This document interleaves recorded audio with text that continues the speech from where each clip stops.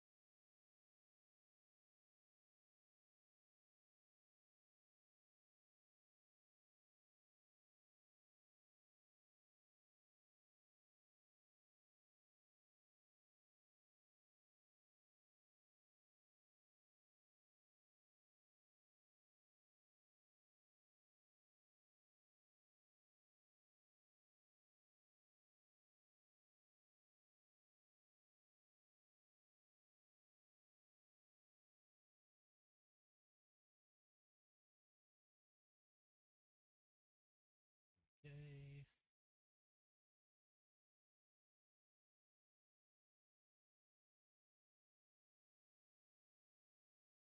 That's all saved. Close that. Connection seems to be fine. Everything seems to be good. So, let us begin. Hi everyone. Welcome to another stream of Apollo Justice Trilogy. We had left off last time. Everything started going wrong. We were all enjoying our time watching Trucy have a magic show. Her first one, that was like a big thing. And then her partner, or one of the partners in the magic show, got killed, supposedly, put in a coffin. And then a dragon fell on top of her, but luckily she dodged it. And now she's being accused of murder because she stabbed the coffin, and maybe they died. Yeah, and it turns out the guy who owns the whole thing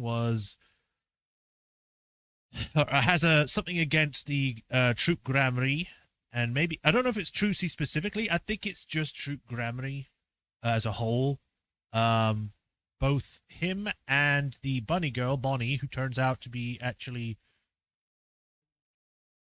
not that great. Like, you first meet her, she's like, "Oh no, I like her," and then, like, in the behind the scenes, she's like, "I want her to die. I will kill you with my cane." You know,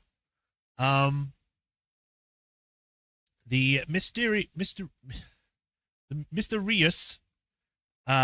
is possibly still alive, but we don't know. That's my assumption. I'm thinking there's more to this, which there always is, than what is probably shown. But we'll probably find out in the end, where it's like, there was the body disappeared like magic, or something like that. But yeah, we still got that. We got our first trial to do today. We are trying to defend Trucy not guilty of murder, where before it was involuntary manslaughter. Now it's just been put to murder, and we got to go against some random guys like from Khu'rain, who is being the prosecutor. We don't know anything about him other than apparently he's a nice guy, but I doubt that. So we shall see. And yeah, that's where we were left off. So let us begin today's stream.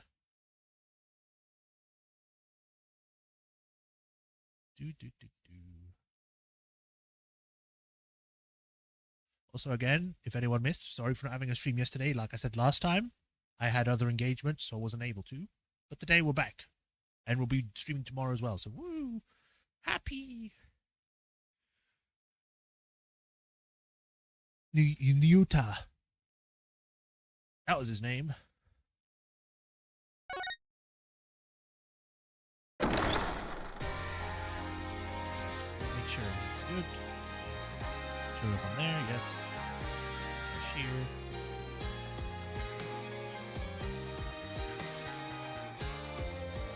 Yes, everything seems to be good. Let's go. Road game.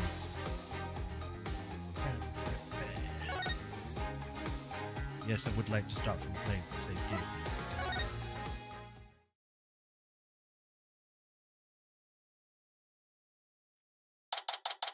April 28th, 9:15 a.m. District Court. Defendant Lobby, number 3. I'm fine. I'm fine. I'm Apollo Justice and I'm fine. Is Apollo okay? He's been muttering to himself all morning. He's been like that since yesterday. Guess the pressure of today's trial is getting to him. Poor Polly. He's really tearing himself up over all this. Get it together, Apollo! Yikes! Athena! When did you get here? Try to relax a little bit, will you? You're getting yourself way too worked up. Yeah. But I'm alright. I'm fine. You know, I did a little digging on this Nayuta Samadhi guy. He's apparently not your run-of-the-mill prosecutor. Oh yeah? What did you find out? Well, they say he wields an incredible power. The power of lying. Given the timeline of the game, the prosecutor must be constantly jet-lagged. Yeah. To accurately read a trial's karma and its ultimate fate. What is that supposed to mean? I don't have all the details, but apparently he can foresee how the arguments will go and even leads his opposition. So the defense basically ends up going in whatever direction he has in his head. Man, this is going to be a cakewalk if that's true. Emma did say she'd talk to him for us, though. He's hoping that went well. In any case, it sounds like he's going to keep us on our toes. Woo! It's not like we're not always on our toes. That's why I know you're ready. What?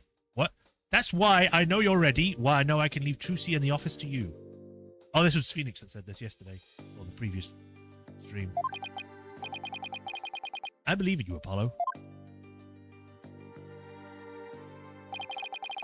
Mr. Wright is putting his faith in me.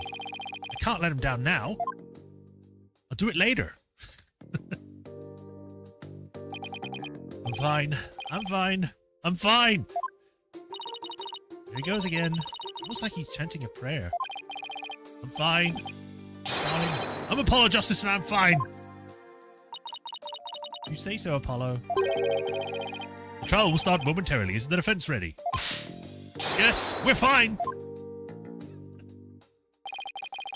Lucy's fate and the fate of the agency rests on this trial. This is it, Justice. If there ever was a time to shine, it's now.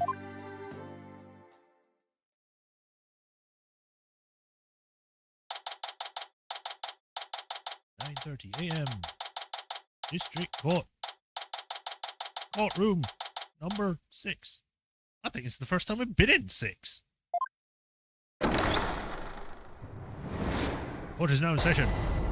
All rise.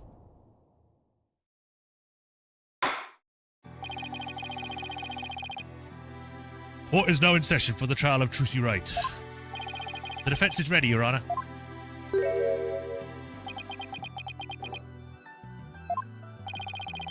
And the prosecution?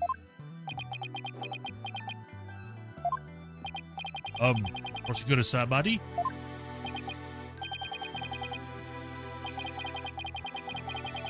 Oh, I'm gonna have to do like a...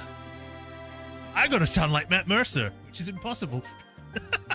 I'll just do, I guess, kind of like a smooth sort of, not haughty, but like upper voice kind of deal. A higher society kind of thing. 1,000 pardons. It was rude of me to keep you waiting. I was praying for the victim. Oh, praying. Yes. Yes, I see. You're a Khu'rain monk, correct, prosecutor? Yes, that is correct. I am but a lowly monk from the kingdom of Khu'rain. I beg in advance for the forgiveness and kind patience of everyone here in this court.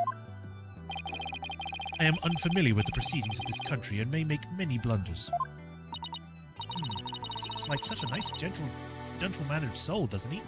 I wonder if Emma had a chance to talk with him about Trucy. Now then, Prosecutor Smaddy, your opening statement if you would. Certainly. In the name of the Holy Mother, I vow to guide the victim's soul to a land of eternal peace known as the Twilight Realm. Now, let the last rites of the victim begin. Yuta Samadhi. He's really been making a name for himself, apparently, but that nickname, Last Right Prosecutor, I wonder how that will come into play today. Random squirrel! It just went off the table. The incident took place in the middle of a spectacular magic show. The accused performed a magic trick in which she thrust a sword into a coffin.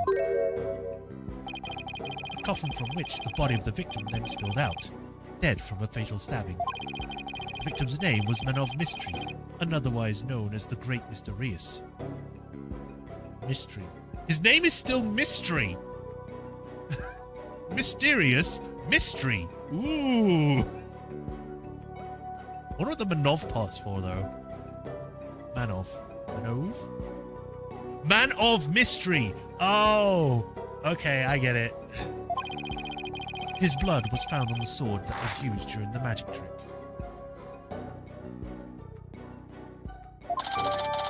Autopsy report added. So his death was just an unfortunate accident? It is only natural for one to assume as such, Your Honor.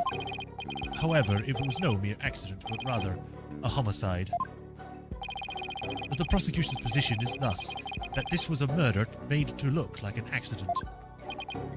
I see, and you believe this crime was committed by the defendant. After a thorough consideration of all possible scenarios, I unfortunately had no other choice but to conclude as much. So that's how it's going to be, huh? I guess Emma couldn't convince him after all. There's a difference between being able to convince him and being unable to say, hey, she didn't do it or couldn't do it, because there might not be evidence to prove that. Maybe through the trial we'll find out, but right now he probably doesn't have enough. I'm not saying that he's probably not a douche about it, but we'll find out. Very well, and now let us hear from the defense. Naturally, we maintain that the defendant is innocent, Your Honor. If the defense wouldn't mind, would you please explain your reasoning? My reasoning? Well, I would have to say that my main reason is because I believe in the defendant, and we found evidence to the fact. I see. So you find it difficult to come up with anything more concrete than that, do you?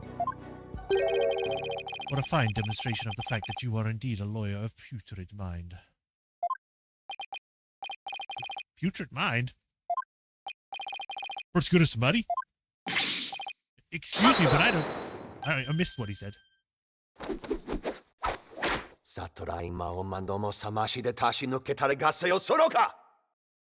Okay. If you don't mind me asking, Prosecutor, what was it you just chanting? Were you telling him to shut up? Or in a rude way? A suitor of the Holy Mother that guides those of tainted soul towards enlightenment.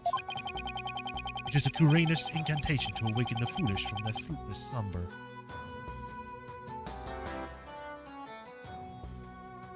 What do you mean he's like Gavin? Gavin's nothing like that. He's always a good guy. Oh, you mean Clavier? Right, sorry. They're both Gavins, but I get what you mean. Sorry, my mistake. It is Khu'rainist incantation, fruitless slumber. Fitting for a lawyer who indulges in such fancy as the innocence of the accused. I see. So basically you're asking the defense to get real? Allow me these few words, defense. It is my duty as a monk to punish sinners and to guide victim souls to the Twilight Realm. Should you show repentance and admit to the accused's guilt now, no harm will come to you. But, should you interfere with my sacred last rites for the victim, then I shall cast you down into the pit of hell along with Trucy Right. Now, wait just 1 minute here. Future pit of hell? Is that any way to address someone in a court of law?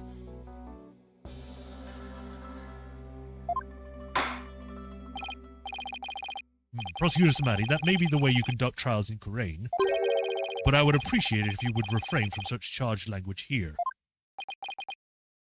Your Honor, that was but a Khu'rainist sermon for those who have strayed from the path. Harsh words are often necessary to admonish contemptible deviants who cannot see reason. So why didn't you get told any? Oh, I see. I didn't realize. I guess they really do hate defense attorneys in Khu'rain, huh? Even still, that was way, way over the top as far as verbal abuse goes. The trial's only just begun. Well, defense, I suppose the way a prosecutor does things vary by country. Doesn't mean that it's applicable here. Just because they're from somewhere else doesn't mean they could just suddenly come here and be like, okay, I'm doing it my way. No, you're doing it the way that the court system is designed. You can't just bring in your own stuff. Why don't we look at this as a cross-cultural exchange and try to be open-minded about it? About insults? Sure. What? Bailiff, please bring in the first witness. Oh, now she's eating. I don't mean the noises, she's doing it herself. Uh-oh. I thought she said goodbye to the snackoos.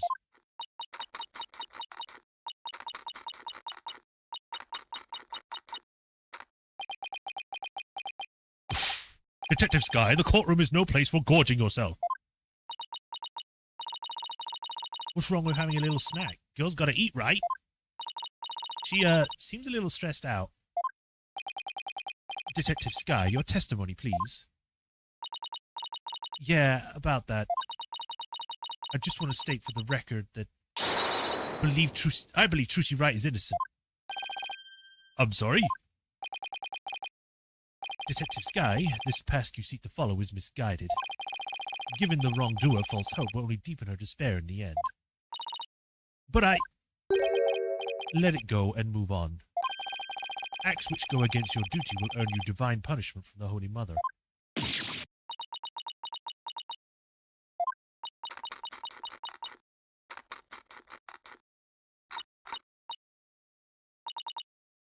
Fine. I don't know about the divine part, but I get the punishment bit loud and clear.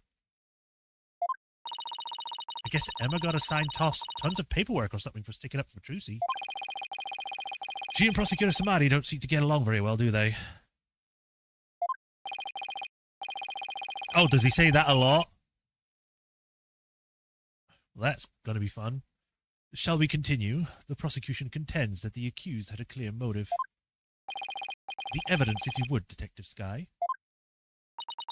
All right. Please take a look at this poster. It's a Troop Grammy poster from 13 years ago. Is it me, or is this just a little bit different from the one in Mr. Wright's dressing room? Yes, it has a big word cancel on this man. This is a revised version of the poster. This one says cancel under Mr. Reyes. That's right. Mr. Reyes left the troop after the first version of the poster was printed. Emma always hates her prosecutor. Take a look at Mr. Reyes' right forearm, near his elbow. See the big scar there? He apparently got that when he made a mistake while practicing a magic trick. Ouch, it's quite a scar. Because of the accident, Magnifi Gramry concluded Mr. Reyes was too unskilled. Just before the show was opened, Magnifi announced Mr. Reyes wouldn't be appearing. But in defiance of Magnifi's decision, Mr. Reyes tried to go on stage anyway. This in turn caused Magnifi to oust Mr. Reyes from the troupe on the spot. He kicked Mr. Reyes out? That seems rather extreme. Did he really have to go that far? When it came to magic, Troop Grammy was so passionate, or should I say extreme about it, that they caused problems from time to time. Yes, they even caused this corps a mountain of trouble due with their extreme antics. And now the troop's successor has committed a murder. It seems the troop's rare talent was inherited by the right person after all. A putrid talent for criminality.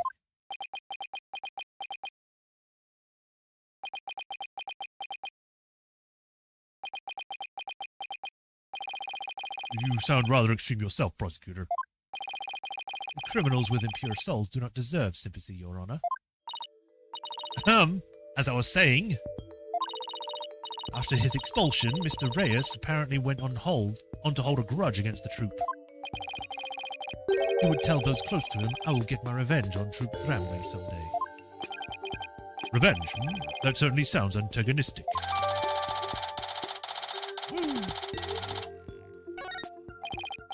And then his chance for revenge finally came. If you'll be so kind, Detective Sky. guess I don't have a choice, do I?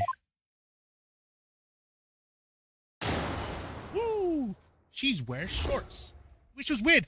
I swear that she was wearing a skirt or something, but I think it was because her coat hit the rest of what she was wearing when I saw her from behind in the stage.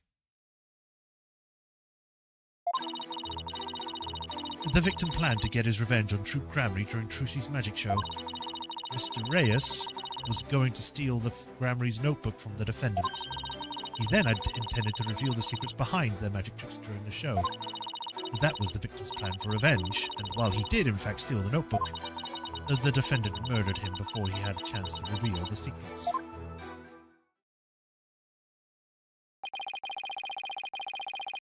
By the time the accused had discovered the notebook's theft, it was too late. Her only option was to kill Mr. Reyes and make it look like an accident. Objection! That's nothing but conjecture. Objection! The victim's assistant, Bonnie DeFemme, gave the police a statement. She testified that just before the start of the show, Mr. Reyes said, "I'm going to reveal all of Troop Gramry's secrets on stage today." What? Huh. Well, this isn't exactly a great starting point for a rebuttal, is it? You're telling me?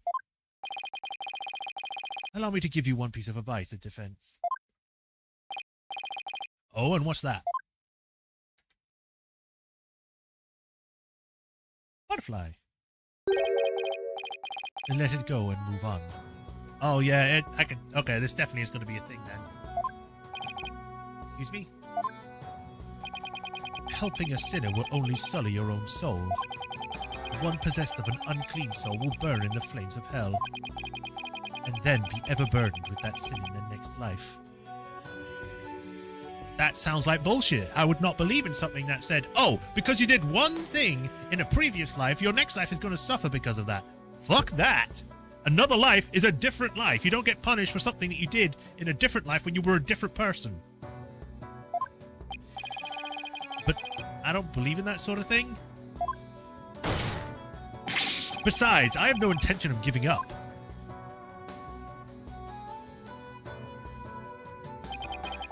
Oh, Holy Mother, grant me the strength to deal with this putrid lawyer. All actions have consequences, and yours will surely earn you the honor of being a mere stink bug at best in your next life. A stink bug? Well then, Mr. Justice, your cross-examination, please.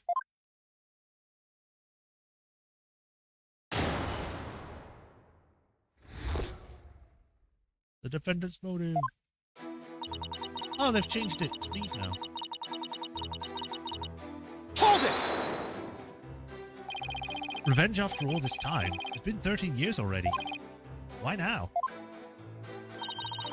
I know, right? I thought that was pretty sketchy myself. I mean, wouldn't he have done it a long time ago if he was going to do it? Detective Sky, self-indulgent outbursts as those will earn your divine punishment in the form of salary evaluation.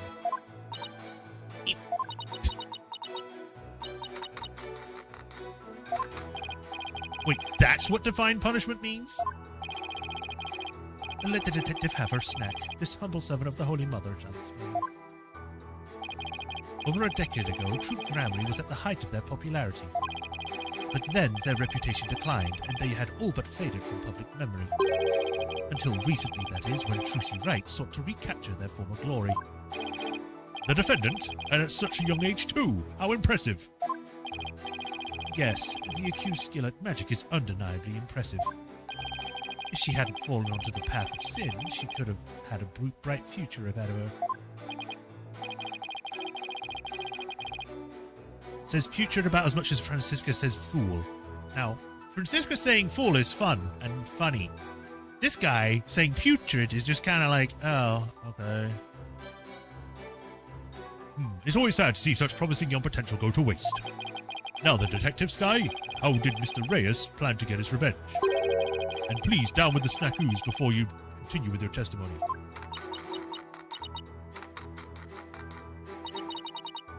Yes, Your Honor.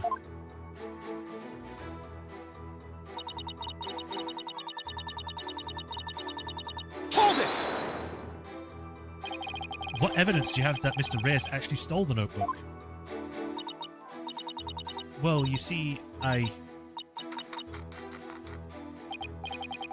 whenever you're ready, Detective. Fret not, Detective Sky, you have nothing to repent for. You should be proud of the fine forensic discovery that you've made. Forensic discovery? What did she discover specifically? Detective Sky identified a certain set of fingerprints on the notebook. Upon further investigation, she determined they belonged to Mr. Reyes. What? I mean, we kind of figured that, seeing it was on his side when we found it. The detective found the fingerprints entirely of her own volition. For that, I must say well done, Detective Sky. Ugh. You're a little too addicted to using your precious white powder, did you, Emma? Now, Detective Sky, I would ask you to explain exactly how Mr. Reyes intended to use the notebook to exact his revenge. Alright, well, first he stole the notebook. I mean, witnessed circumstantial evidence. I mean, I guess so. Hold it! I'm going to reveal all of Troop Grammary secrets on stage today. That's what Mr. Reyes himself said, right? Right, but he didn't exactly specify which Grammary secrets he was talking about. But the prosecution thinks he was referring to the secrets behind Troop Grammary's magic. Yes, that is the prosecution's assertion. When the accused realized Mr. Reyes was to reveal her family's most closely guarded secret, she naturally panicked. So basically, Trucy's notebook was hidden or hiding in Mr. Reyes' things because he had stolen it himself. I'm still doing his voice. Whoops. I see truly a motive that only a magician would have. Yeah, that's why the prosecution believes anyway.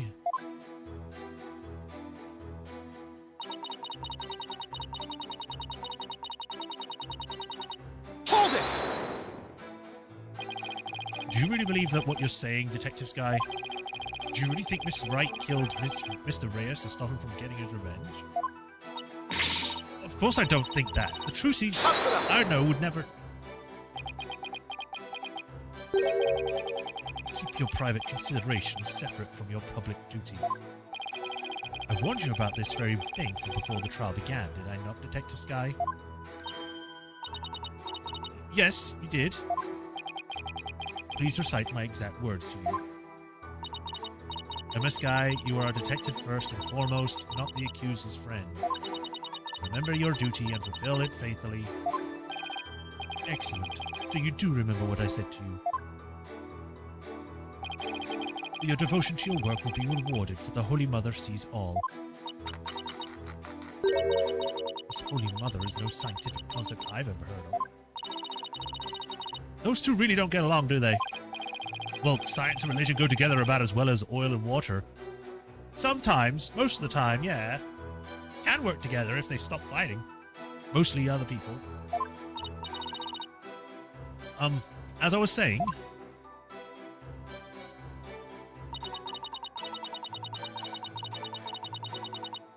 Hold it! I'm sorry, but what exactly is the basis for claiming it was murder? Beats me. What? The basis is beats me? You'll have to ask Prosecutor Samadi over there because he hasn't told me his reasoning is either. Detective Sky, your feeding of information to the defense has not gone unnoticed by my eyes. Feeding information? All she said was that you haven't told her, so she doesn't know. How is that feeding information? The bad karma of acts which go against your duty will impinge upon you in the next life. But even before that, it may impinge upon your job in the form of a transfer. Please don't get me kicked out of the forensic unit. Anything but that. Poor Emma. She's really been risking everything for us. Royal Prosecutor Maddie, what are your grounds for claiming homicide? It was the luminous tape in the understage passage. I realized that it had been moved. Moved so that Mr. Reyes would climb up into the downstage coffin by mistake. What? Mr. Reyes, who was waiting in the understage passage, was supposed to have used the upstage ladder shown here on the left.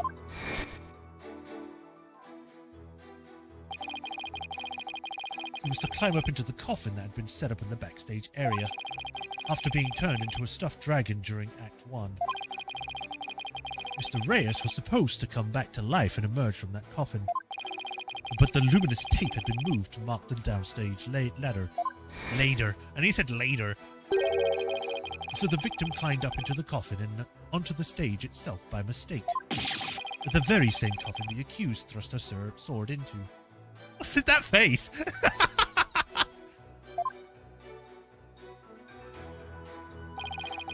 And you have proof that it was my client who moved the tape? But of course, Detective Sky. Oh, that's right. Identified the defendant's fingerprints on the luminous tape. You what? He actually had proof? Well done, defense. Oh, well, defense. Are you finally ready to let it all go and move on? Absolutely not. Detective, please add that information about the prints of the tape on your testimony.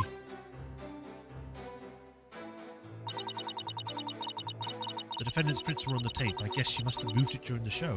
Hold it! What made you think you checked the luminous tapes before for prints? Well, I bet it was the detective's intuition. I dusted not just the tape, but just about everywhere for fingerprints. Oh? I dusted pretty much every single surface in the theater. I mean, it was so nice to be able to dust the prints without anybody getting mad at me. It's great that you're enthusiastic, Emma, but there is such a thing as too enthusiastic. The tape was moved to guide Mr. Reyes into the coffin that was downstage. If that's true, it does sound like a murder rather than an accident. Certainly doesn't help that Trucy's prints are on the tape. Ugh. I wish I knew what sound would even be appropriate to make in this situation. Well, she was wearing gloves, so how does she leave fingerprints? Can I present that? Stage passage.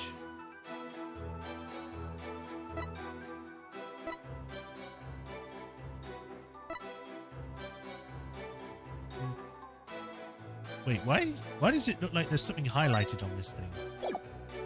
Oh, it's the... Oh, okay, it's the metal. I was like, it looks like there's something highlighted, but it isn't.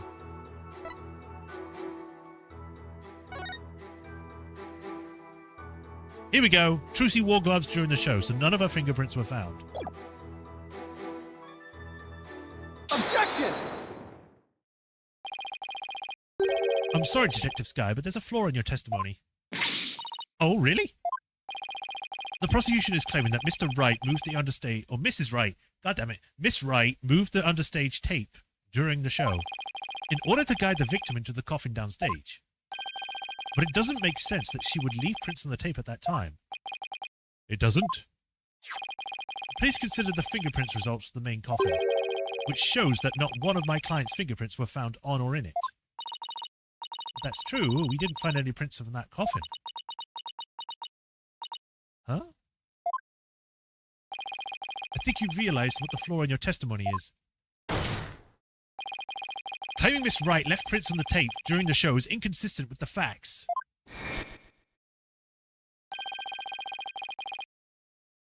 Because she was wearing gloves during the show. Oh! She must have left the prints sometime before the show started. In other words, her prints do not prove she moved the tape to mislead the victim. The prosecution's investigation was insufficient. Oh my. But on a personal level, I'm very happy about that. She's like, how dare you, but fair.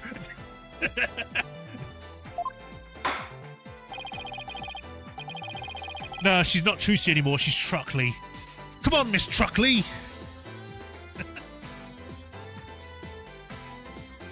For all prosecutors matter, if the defense argument is true, then you have no evidence the defendant moved the tape to deceive the victim. I see. Apparently the defense is more intelligent than I had thought. More than a stick bug at any rate. Come on, you can bump me up to at least a stag beetle now, can't you? Would that really be any better? Of course, way better. Stag beetles are cool with those huge mandibles of theirs. If the fence wishes to be promoted to a stag beetle, then answer me this question. Alright, shoot.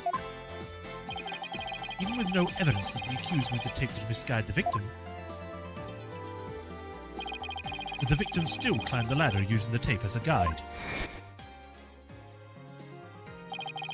And entered the coffin on the stage. The accused then thrust her sword into said coffin with the victim in it.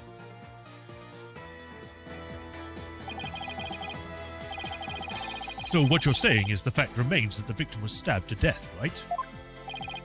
Precisely.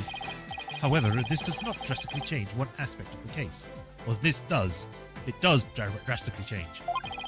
If the accused did not lead the victim into the coffin on purpose, then it means the victim's death could have been accidental. If it was indeed an accident, the defense can argue it was involuntary manslaughter. I see. If it was involuntary manslaughter, they could plead extenuating circumstances. The severity of the crime would be mitigated. Defense, if you believe the accused did not murder the victim, then do you argue that it was an accident? This is it, the all-important question. The defense argues that Mr. Reyes' death was murder. The defense maintains that the defendant is entirely innocent.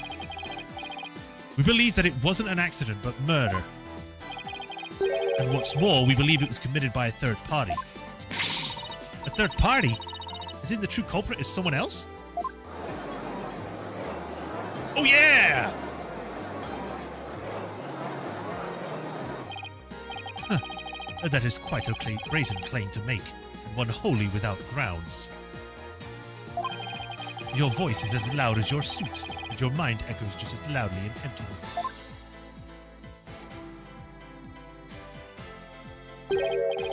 Surely you were but a loud red pepper in your previous life. I've been demoted to a vegetable? Wow. I didn't know a person could be reincarnated as a non-sentient plant. I like that he's just completely ignoring, like, Athena here. He's more just focused on this guy. In any case, I do have grounds to make this claim. Let us hear this reasoning of yours, then. Alright, but before I give it, there's just one question we need to address. If the victim was killed by some third party, then the sword the defendant thrust into the coffin wasn't the cause of death. If that's the case, then how did we wind up with a dead body inside the coffin? A very good question. Now let's hear your opinion, Mr. Wright. How did the victim's body wind up inside the coffin? It was magic! Okay. It's probably that he was killed in the understage. But they might say, well, how did they get the body up into the thing then?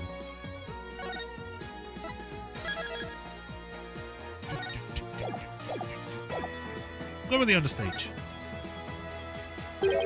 What if the victim was killed under the stage before being put into the coffin?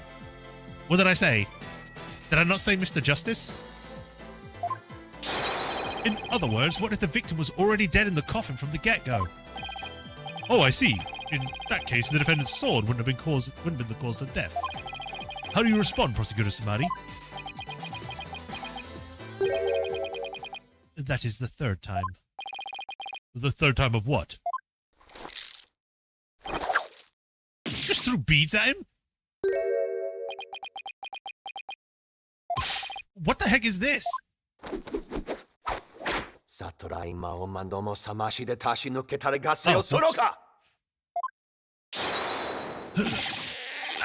Ow! My head! What do you think you're doing? Even the merciful Holy Mother loses patience if she's struck 3 times. Since you never learned, you needed to be punished. Why don't you let me worry about what I need and what and don't need? It is what you deserve for interfering with my secret last rites with the victim. You are a brainless lawyer chasing phantoms. You know nothing. Let this humble servant of the Holy Mother give you an edifying sermon. A sermon? Now? There is a passage in the sacred scriptures of Khu'rainism. A cornered frog will swallow even a snake. Huh? Cornered lawyer has unexpectedly struck back hard against the prosecution. Did I get it right? No, for I am not done with my sermon. And yet the frog still dies, its belly bitten and torn from within. Just great. And in this case, you are the frog defense. What exactly is your point anyway? Let's assume for a moment that the victim was killed under the stage. Who then had the opportunity to do so during the show? Well, let's see. The people in the show were Bonnie DeFam, the victim, Mr. Reyes, and Trucy Wright. Bonnie DeFam was on stage throughout the entire show, as easily confirmed by the footage on the show. Which leaves us with only one suspect, Trucy Wright. Now do you see? The accused killed Mr. Reyes as he waited on standby in the underground stage passage, and then placed his dead body in the coffin above, thus making the murder look like an accident. No!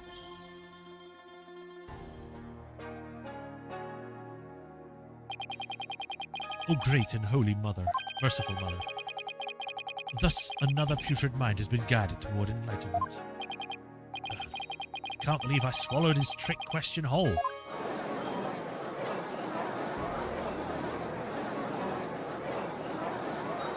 Objection!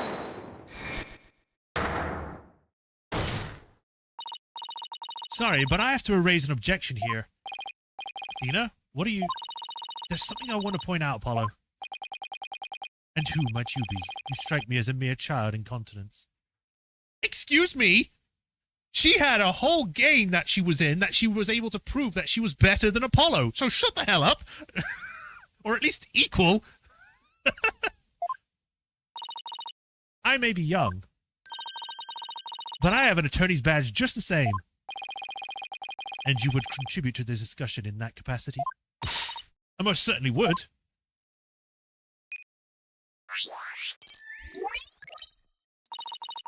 You just argued that the defendant killed the victim under the stage.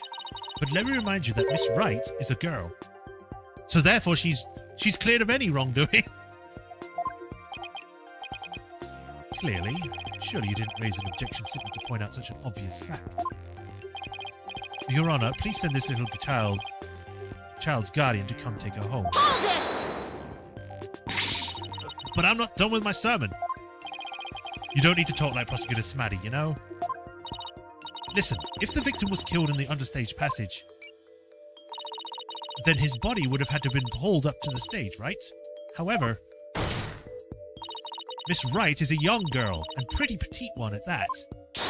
She couldn't possibly have headed that large body up and put it in the coffin. That's true. It does seem like it would be rather difficult task for the defendant. I don't think even I could do it. What do you think of that, prosecutor? Who's the child now? Is it you? Oh, does baby want to cry? I'm gonna beat your ass, Smarty. In my religion, the priestesses of Khu'rainism are revered as the pillars of our beliefs. So I naturally hold nothing but deep respect for women. That has nothing to do with what's going on, but okay. I also think highly of the female perspective. Says the man who called this fair maiden a little child. Who's a fair maiden?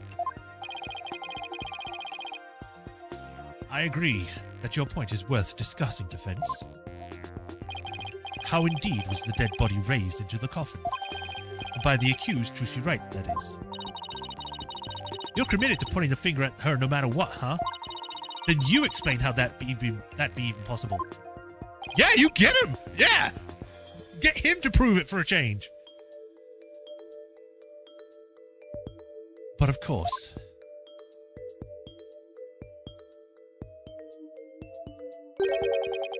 there was a way for even such a small creature like her to raise the victim's body up. Huh? Wait, you really can explain it? I foresaw that our arguments would come to this, so I have prepared a witness. Well, well, I admire your readiness, prosecutor. It is really not that difficult when one can read the ultimate outcome of any trial. He couldn't have really predicted that things would turn out like this, could he? It's pretty hard to believe. Excuse me, but may I step down now? Yes, I suppose you may. One moment, Detective Sky. I'm sorry for, the way I handled all this. You did a fine job, Detective. Your testimony was invaluable. It was? Yes, you served well as a detective and did not allow your personal feelings to interfere.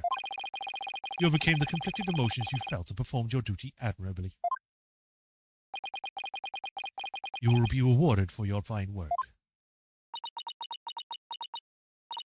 Oh, thank you. I hope we can work together again in the future.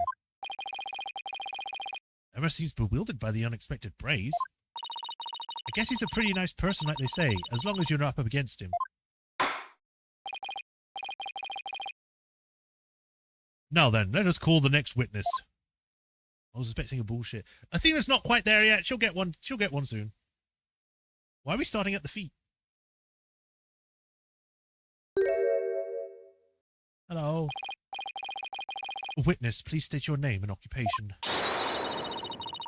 Hello, ladies and gentlemen of the court. It's very nice to meet all of you.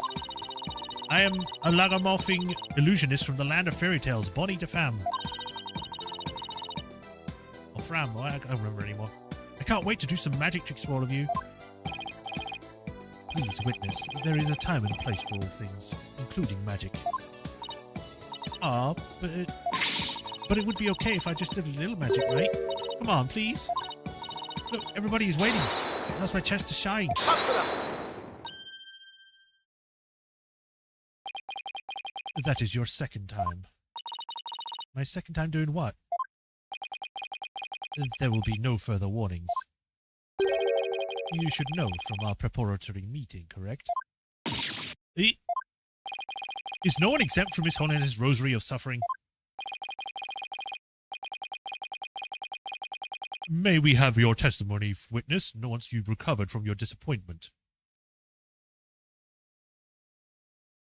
I know it was a play on defame. It kind of, yeah. I'm going to say all the bad things about you. Well, as a huge fan of Trucy's, I don't really want to testify against her, but I guess I have to, don't I? As a huge fan of Trucy's, huh? I hate her. I loathe her. I can't stand that Trucy, right? Just because she's a good little good at magic, she thinks she's all that. She is exactly what that sniveling brat deserves. Sure, you're a real fan, all right, of destroying Trucy, you mean?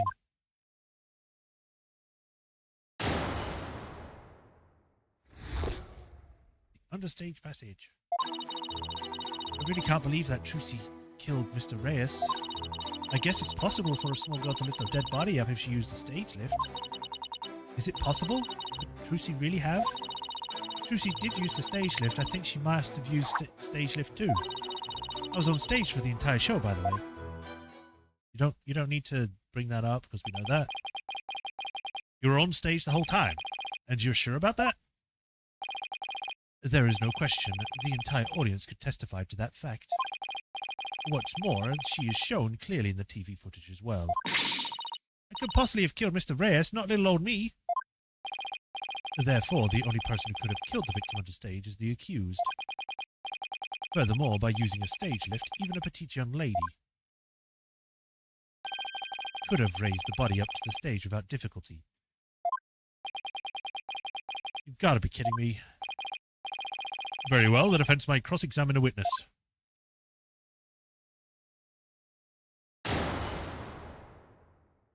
I kind of want to eat arcane. I want to know what it's kind of like one of those sweets, you know? Hold it! You said you're a huge fan of Trucy's, isn't that right?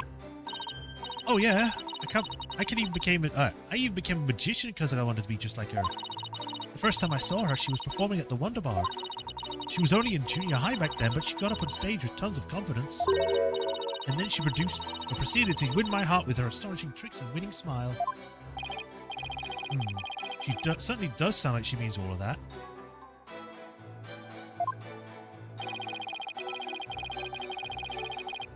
So, finally being able to perform with her must have been quite a treat for you, right? Oh yes, after all, it was my chance to have her see me. Not just as a fan, but as a fellow magician. Funny!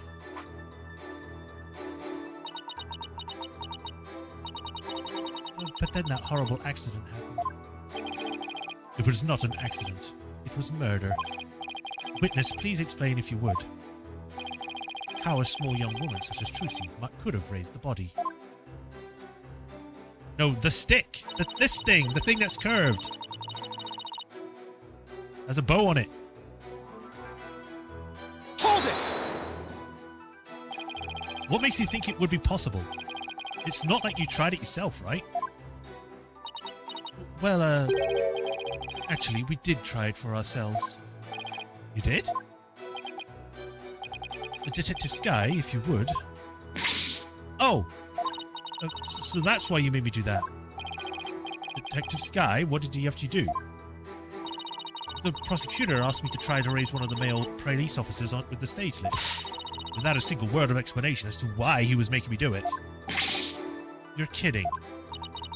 It's as if you really can foresee all of our counter-arguments. Huh. Do not underestimate this humble servant of the Holy Mother. I highly doubt that he's seeing that. That's just, forethought. That's just going, maybe we should test things out. Being an actual investigator. More like Hori. I guess that means Trucy could have lifted the dead body up. Does that mean...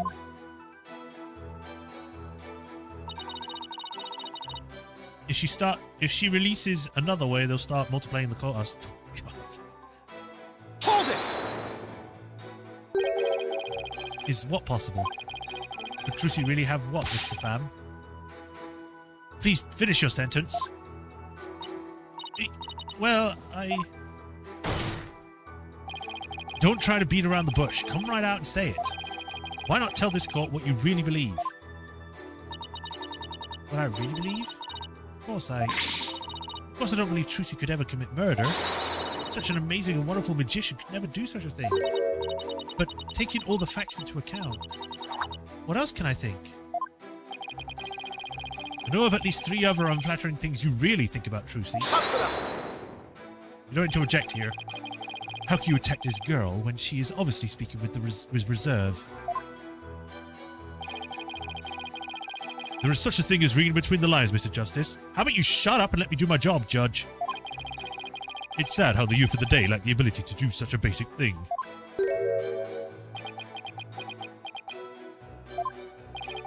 Looking at me like that isn't going to help me stick my foot in my mouth less, Your Honor. A witness, please describe what the accused might have used to lift the dead body. A shotgun. All right.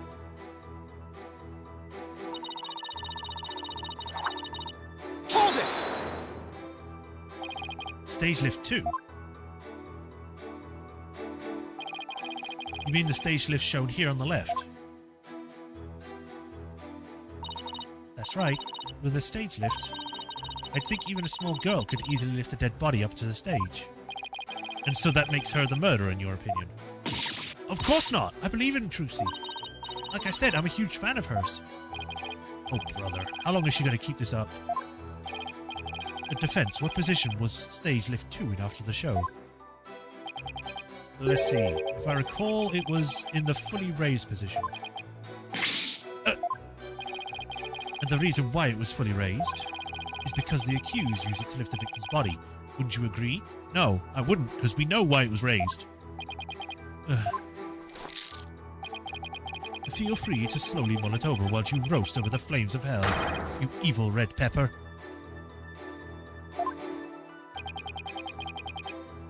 So now I'm also evil?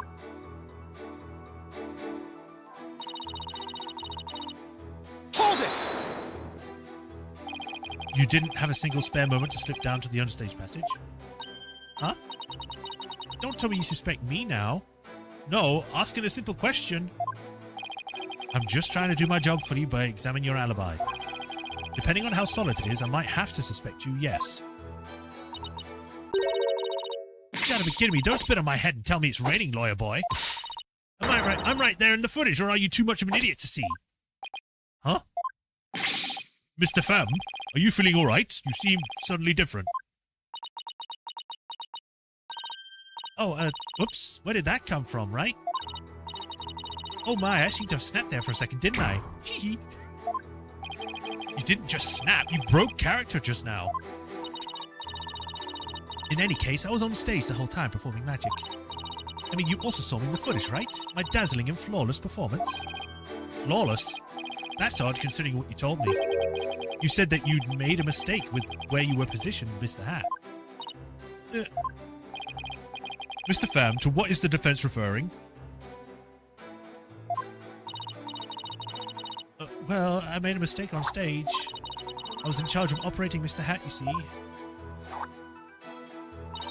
According to the script, I was supposed to place him on the left of the coffin. But I flubbed it up and I made him stand on the right side of it instead. And because of that mistake, Trucy had to move the stage lifts around. I feel really bad about messing Trucy up like that with my goof. Teehee.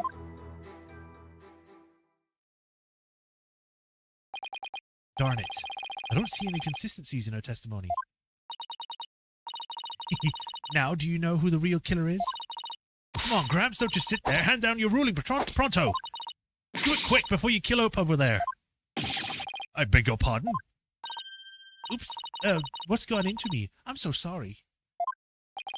I give her another 5 minutes before she tears off that mask. Well, defense. Are you ready to let it all go now? Of course not. I'll never give up. I see. I suppose this, too, is fate.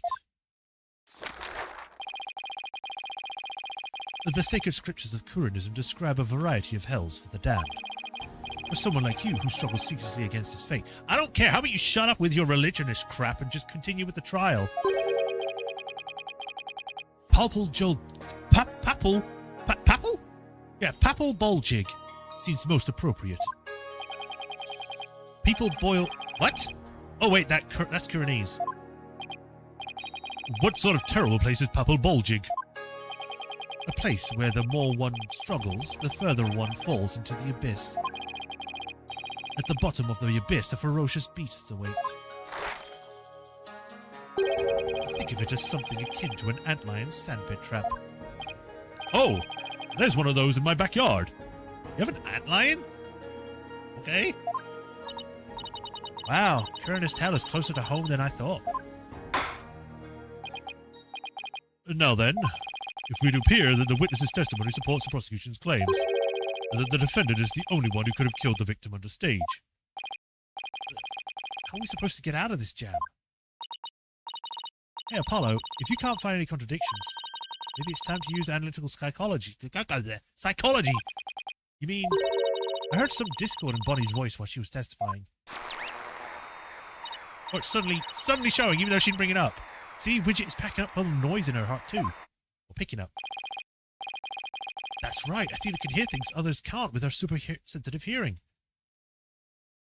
Yeah, also her magic device that just detects things from brain waves and stuff.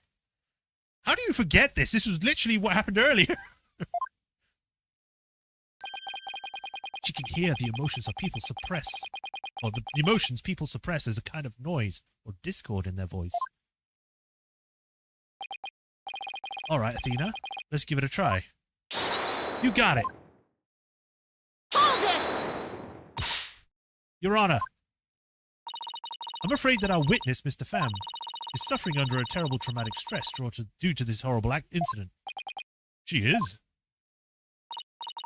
Yes, what with her terrible death on stage, or with that terrible death. She didn't die. The guy died, but you get what I mean, Judge. And her beloved Trucy getting arrested, she's under an awful strain and shock. In fact, I don't know how much more she can take before she is unfit to testify. What? Oh, I've heard of that. What's it called? Postal stress disorder? Right. Oh my god. Postal. She's going postal. It's where a person becomes uncontrollably angry, I think. I've read it about somewhere. That's going postal, Your Honor. This is PTSD. Oh my. So that's why the witness acts so hostile at times, as if she were a different person. It's because... is he gonna make a damn, like, period joke or something? It's because she's got PMS. Like, no, Judge, that's not what she said.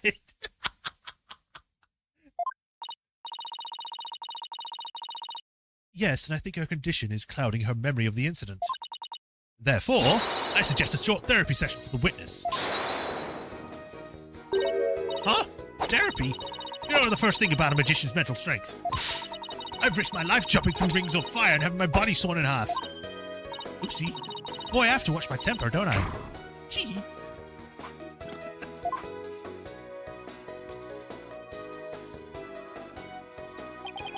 Miss Sykes, please do whatever you can to help this unfortunate young lady. She just kind of proved your point. And what exactly is this child planning to do, Mr. Justice? With her super-sensitive hearing, Miss Sykes can hear a witness's true emotions. Simply from tone and inflection, she can tell exactly what a person is feeling. I can even pick out feelings that a witness is trying to suppress or hide, which it projects the emotions I hear into the mood matrix where I can analyze them. It sounds like some sort of spurious devilry, though I find it hard to believe I must ask, how do emotions constitute evidence?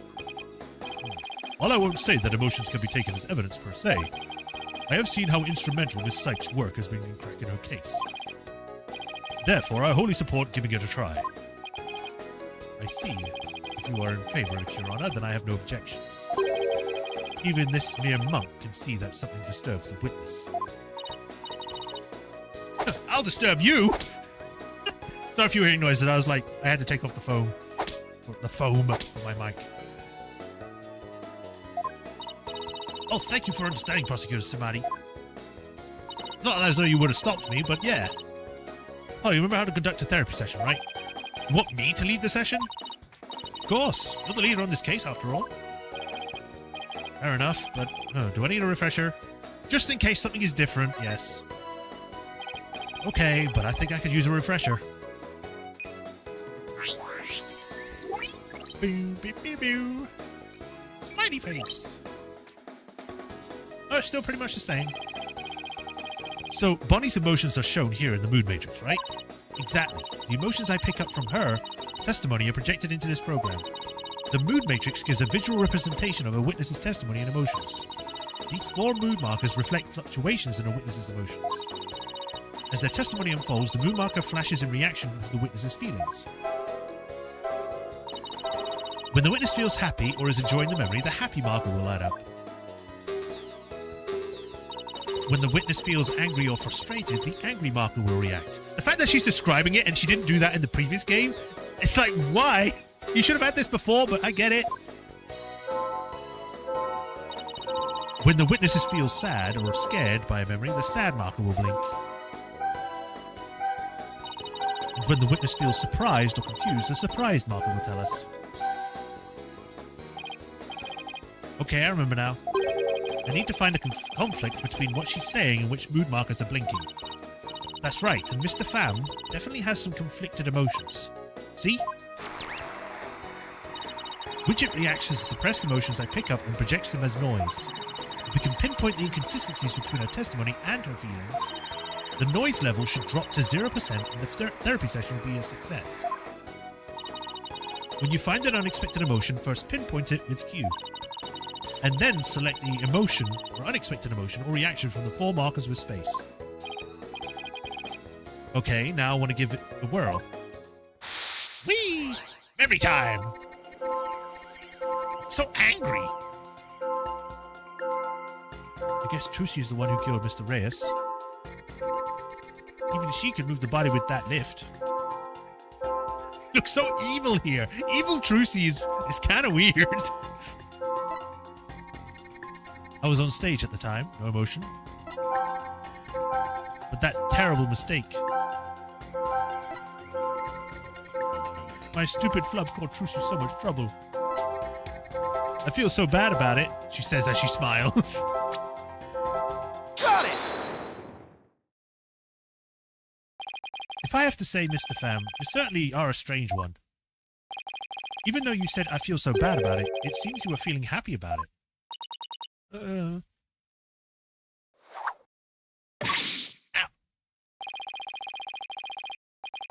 I think I can guess why you were feeling happy. It must be because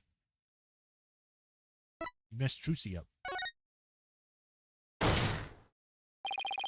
think you were happy because you messed the defendant up. I'm right, aren't I?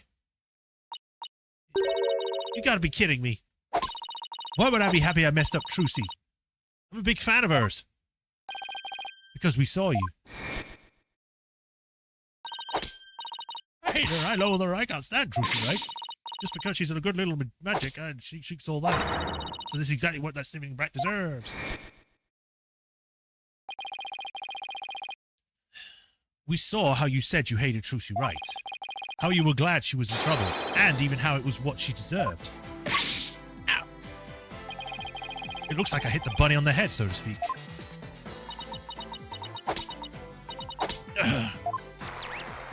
Yeah! Eat that, psychology! I'm gonna punch your brain! Ugh.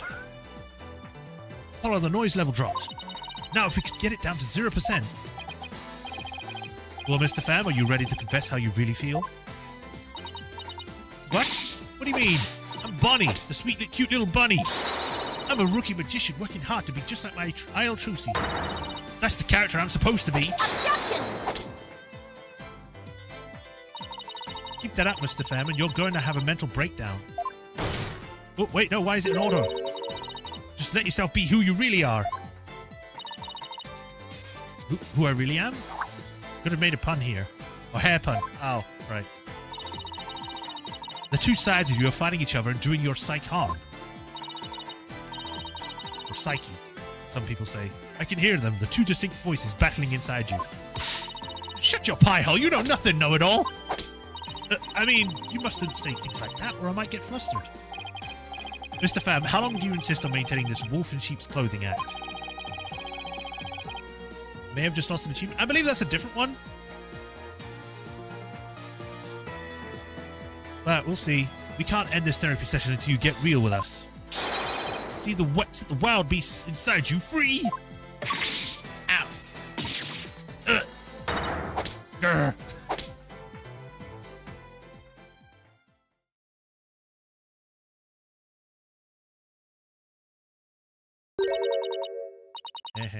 Ha ha ha.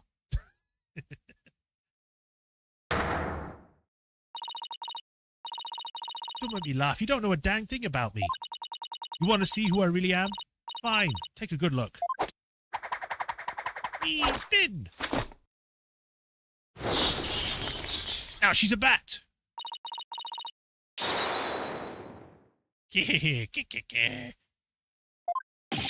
What in the world? She's clothing, you got it all wrong. It's a rabbit's shoot I've got on. And I'm not a wolf, I'm a blood-sucking vampire. I'm a bat with fangs and wings. I can't do these noises.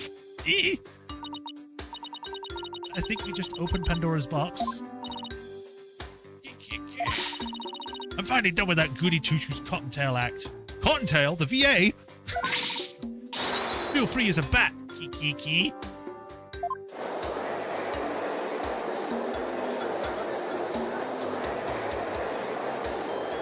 I mean, to be fair, she might be better as a bat. Defense, your therapy session has taken a turn for the worse from the looks of it. There's a perfectly good explanation for this. Isn't there, Miss Sykes? He thinks I created a monster. You blew it. Hey, you lobster boy. Who, me? You think I'm glad Trucy's in trouble? I think she's getting her just desserts? Well, guess what? You're right. Does this mean you admit to wishing the defendant harm? Well, the bat is out of the bag now. This mistake of mine was a work of art. Thanks to my goof, poor little Trucy had to do all of that hard physical labor. When you say hard physical labor, what are you referring to? Because of Mr. Hat's position, Trucy had to move both of these huge stage lifts. And they must have been so heavy. What a riot. Eminem, is that you? That's strange. Athena, could you please add that last statement to Bonnie's testimony? Alright, I'll update the mood matrix with the new info. Huh. Hey, Apollo. Now there's a new inconsistency in the testimony. Yeah, she finally slipped up. Slipped? Slipped. So, what do I need to know? Or do now? Well, from this point onward, you just do what you do best. Find the contradiction in the testimony and present evidence to refute it. Alright, I think I've got you now, Bonnie DeFam. Or should I call you Batty?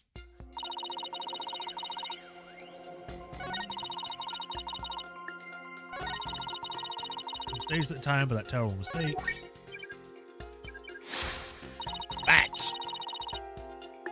You know what? She serves her right. Thanks to that, she ended up having to move the stage lifts.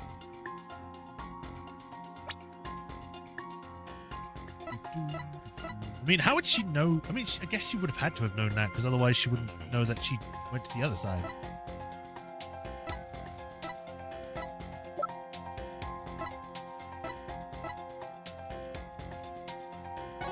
Yeah, she told no one. Objection!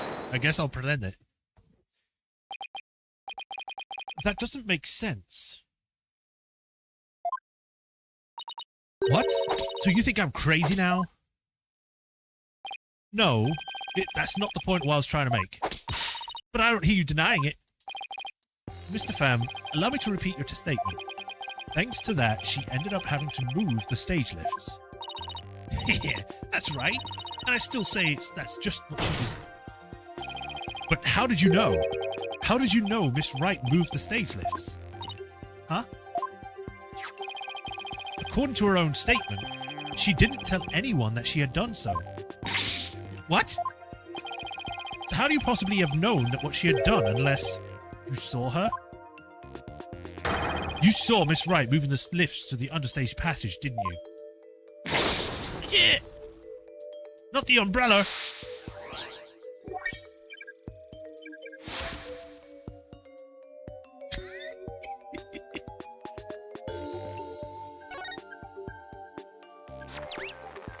Zero! Bye-bye. You did it, Apollo. Noise levels are at 0. But, Mr. Justice, wouldn't that mean...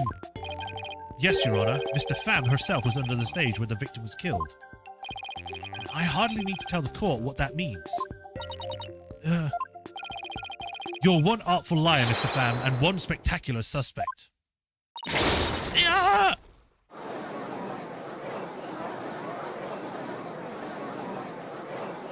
Objection?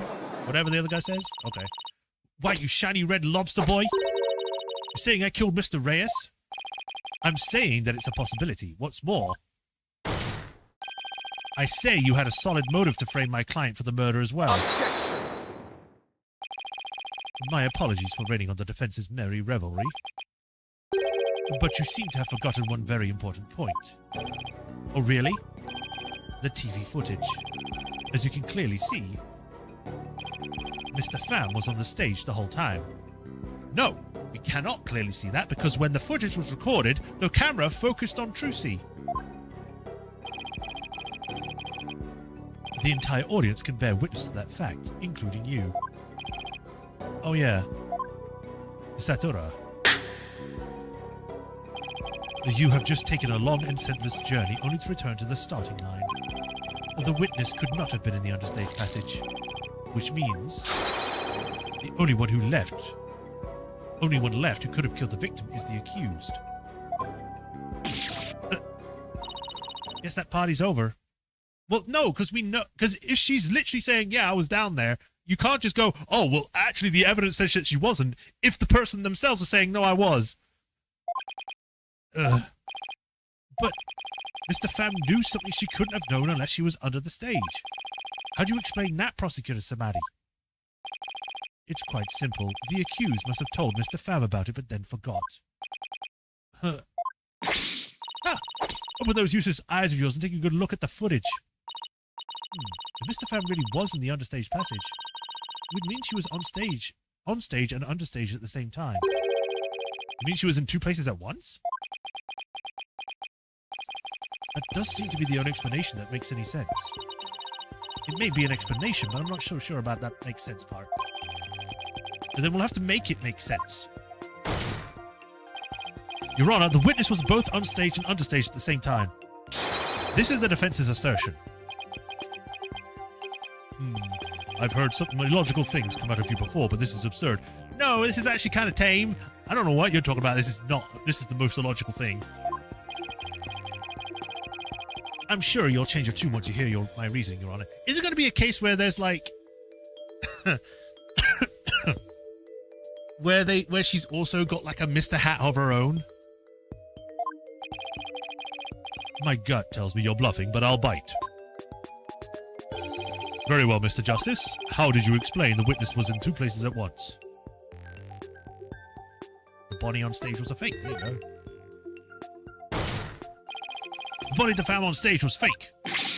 Fake? Really? Such an assertion is not something one would expect to hear from a genuine lawyer. Oh, maybe you're the fake and your attorney's badge is made out of cardboard? No, I'm the real thing, you swear. And why cardboard specifically? Let's just say I had an infuriating experience once, thanks to one. In any case, your fake Bonnie theory doesn't sound very convincing. It's not a bad idea in theory, but I think the one on stage was the real Bonnie. You can just tell. If the one on stage wasn't fake, does that mean their one under stage was real too? Please let me try again, Your Honor. Very well, Mr. Justice. How do you explain how the witness was in two places at once? She teleported! Let's not forget that Mr. Pham's speciality is teleportation magic. With teleportation, she can be in two places at practically the same time.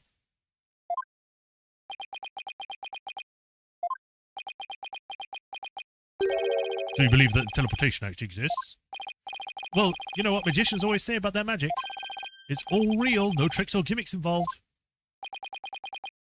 Well, I have listened patiently to your reasoning, and the only thing dispelled is the false air of competency you try to project. I see what you did there. Good one, Your Honor. Oh, you may be surprised to hear this, but I used to be known as the jokester judge. Well, at least I avoided a penalty with some well-placed brown-nosing. Please let me try again, Your Honor. Very well, Mr. Justice. How do you explain how the witness was in two places at once? This is your last chance. There was an entire case based on teleportation. It was. There were two Bonnies, Your Honor. If that were the case, it would make all sense, wouldn't it? There were two of them? I suspect you had a few screws loose, but now I see some are missing altogether. Is there a toolkit in this courtroom, Your Honor? I suppose 2, not 3 schools to the head should righten his putrid brain. Hold it! Right, well... No, wait! Please listen to my argument.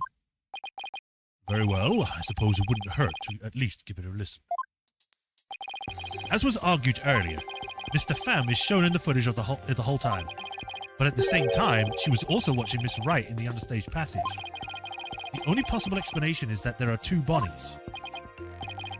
That almost sounds like it makes sense. What do you think, Prosecutor Samadhi?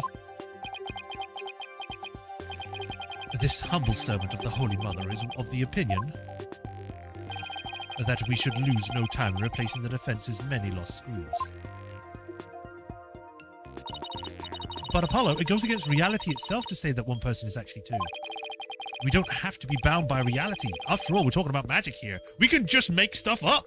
I'm a dinosaur. So if the Bonnie de Pham in the footage is the real Bonnie, then the Bonnie on here on stage stand, the one who must have been understage, this Bonnie de Pham is our second Bonnie. Yeah. She is? Say we called the one in front of us Bonnie number 2. I believe I have just a piece of evidence to prove that Bonnie number 2 exists.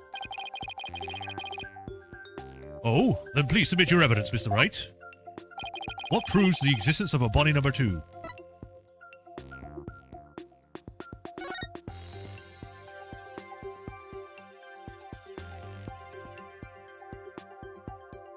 Would it be this?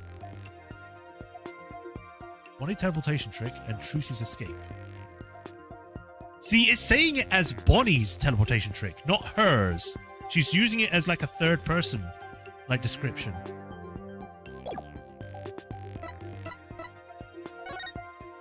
Bonnie de Femme, Mr. Reyes, and there's also the prints on top of the panel which are unknown.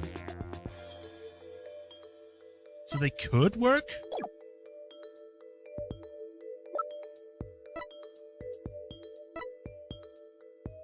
Stage lift, clipboard, sword. So it's either going to be the book itself, the show script, or it's going to be the fingerprints. I'm going to go with the book first. Take that! That piece proves Bonnie the existence of a second Bonnie.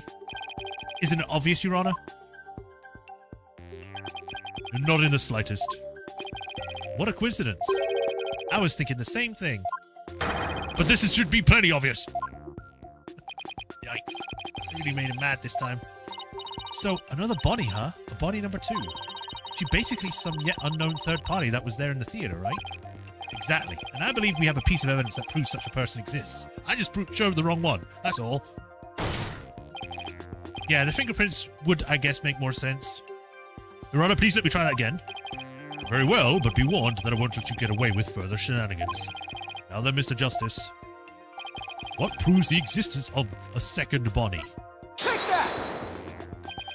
What's this? During our investigations, we found a set of prints that were unknown on the coffin on the stage. These prints were most likely left during the course of the show. But they didn't match the prints of any of the people involved in this case. Oh shit! I just realized that there was talk about twins earlier. Foreshadowing! There was like they even said, like she said, even twins don't have the same fingerprints most of the time. So, here we go! An unknown third party's fingerprints. I was not told of this. Emma must have kept it from him. But why? So the question is, who these prints belong to?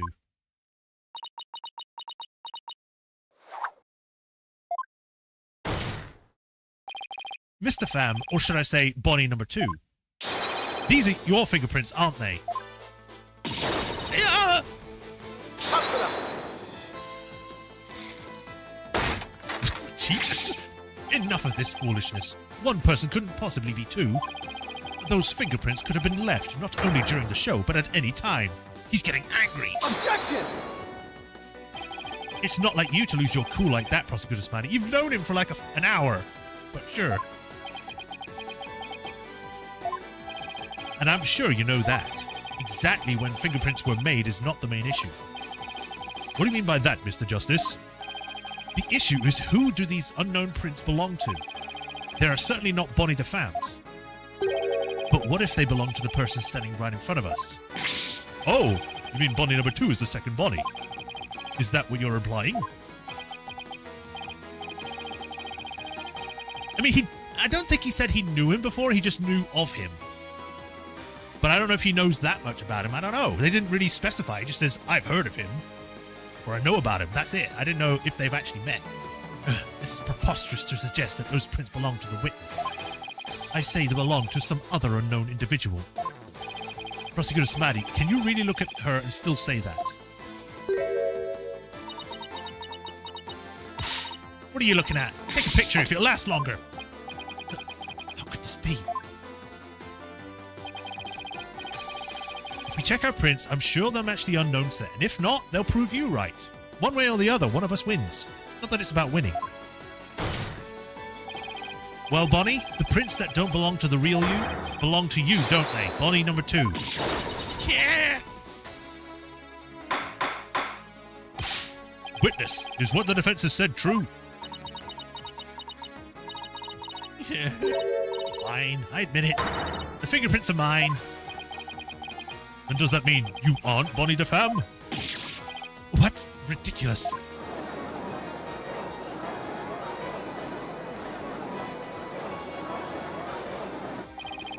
Are there really two Bonnies? Nope, there's only one Bonnie. That's because I'm Betty. Betty DeFam. What? Ladies and gentlemen of the court, it is time for a wondrous magic show. Gasp in amazement as this lagomorphing illusionist performs her teleportation magic. Watch closely, it's showtime. Whee!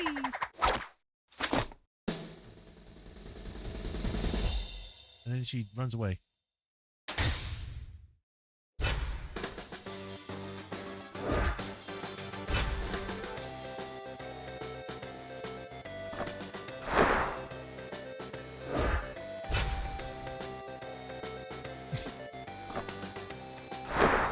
I think I know why you like her now.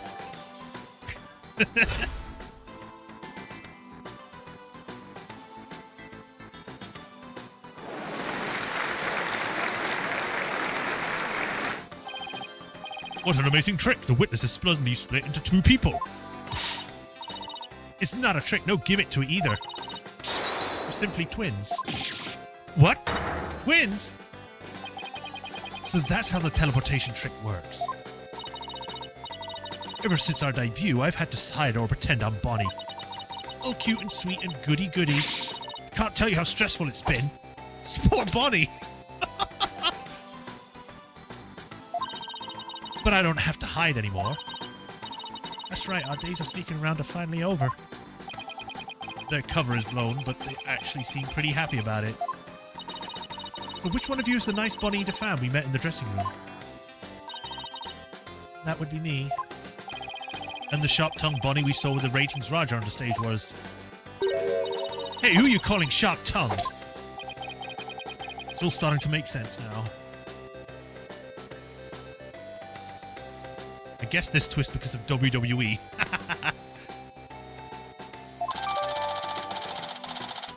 Betty DeFam's fingerprints were found on top. So, Mr. Justice, this changes the facts of the case rather dramatically, doesn't it? It certainly does. During the show, it was Bonnie who was on stage the whole time. So Bonnie couldn't have committed the crime. But Betty, on the other hand, who was under stage, did have the opportunity.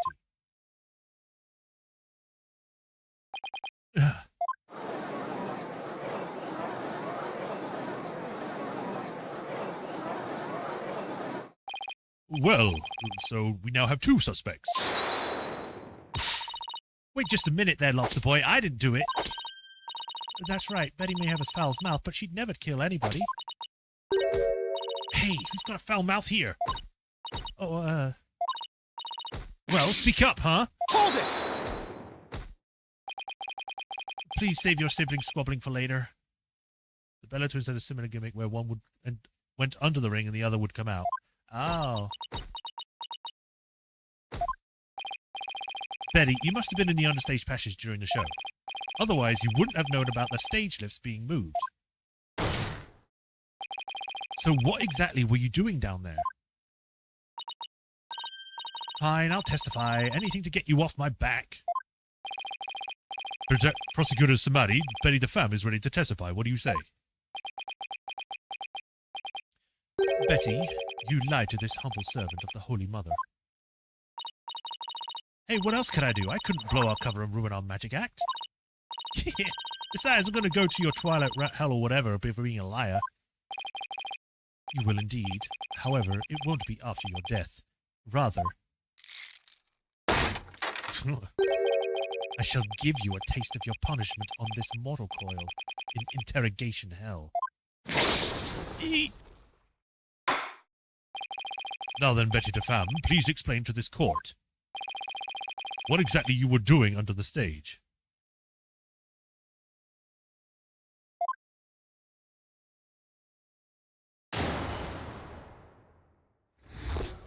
What happened understage? It's true, I had business in the understage passage because of the upcoming trick. It was the fire trick, right? The one Mr. Reyes was supposed to do? That's right, it's a very dangerous trick, so I had to make sure we were prepared for it. It was in the script, and I really wanted to see it, but I couldn't because of the accident. Shut up! You've got to give it away! Anyway, I was really busy. Yeah, way too busy to have the chance to kill Mr. Reyes. The fact that I have to do, like, two different voices that kind of sound the same, but have completely different, like, personalities to them, it's like... It's weird, but it's cool. Well, that was certainly different. Now, how's that for a flawless testimony and alibi?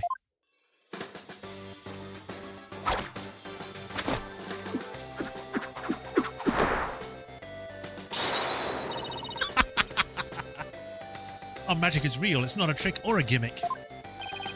Oh my, she's floating. Your Honor. You can see she's being held up from below. You're supposed to pretend you didn't see that. It's a little something called etiquette. But I can't help it. Whenever I see a contradiction or inconsistency, I just have to point it out. Because I've got ADHD, okay? I'm Apollo. I've got ADHD. or the other one. OCD, that's the one.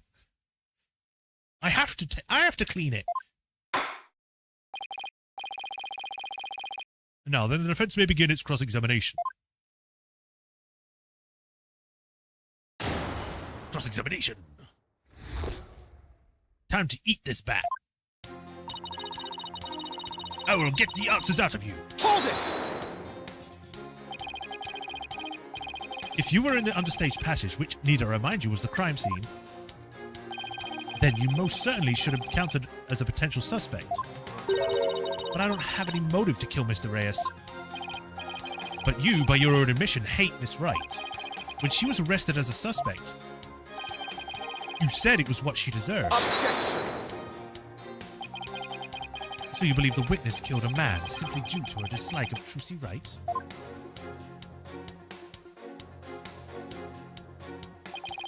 As a motive, it's not that improbable at best. But what if her hatred caused her to bear a strong sense of malice against my client? Look, Trucy just made me mad, that's all. I mean, even though she's younger than me, she got so much more skill and popularity. And she's cute besides. She just makes me so mad, I wish she could drop dead. Betty, don't talk like that. Shut your trap. Oh yeah, was it just simply jealousy? Say, Betty, that next trick you were going to get ready for. Man wants COVID again. I'll get super COVID because it's an actual bat. And then I'll become a superhero. I don't know. Nah, don't do that. Hold it! Bonnie, we're trying to get Betty's testimony right now, so... Oh, right. I'm sorry. You can step down if you'd like. I'm worried about Betty, though. She can lose her temper and say awful things sometimes. Hey, what are you... My mother? Don't forget, I'm the older sister. You've got that.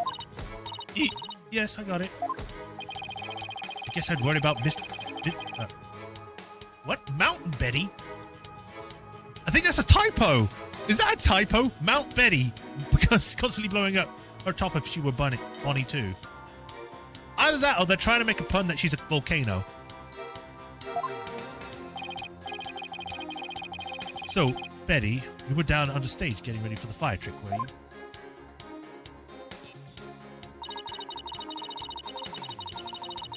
Hold it! And you were taking every necessary precaution. Is that right, eh? Is that right? Of course. Every precaution. After all, it's a very dangerous trick that uses real fire. I mean, we had to be ready in case the curtain caught on fire or something, right? By the time the people realized it was a part of the act, it might be too late, huh?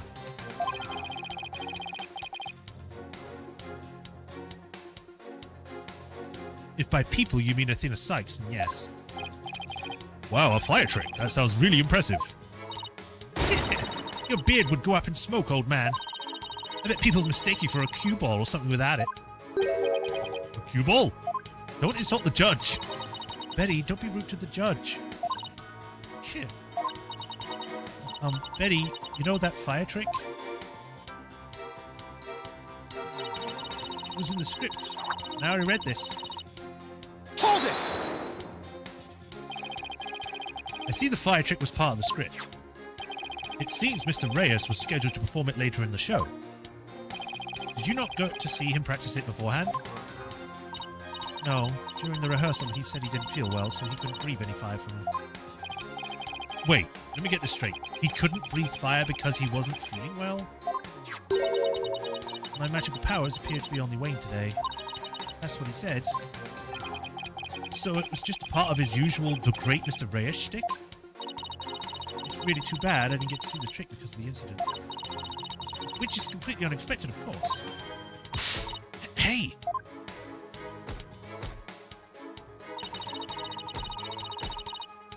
Hold it! So what exactly do you mean by you're going to give it away? See, Bonnie, you and your big mouth. Now Lobster Boy wants to know what we're talking about. I'm sorry.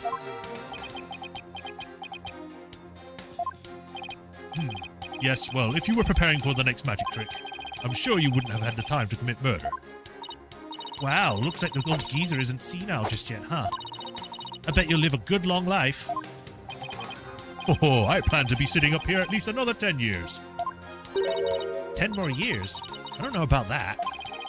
What did we discuss about inner monologues, Athena? Well, more power to you, I guess. In any case, I was so busy I didn't have the time to get to off anybody.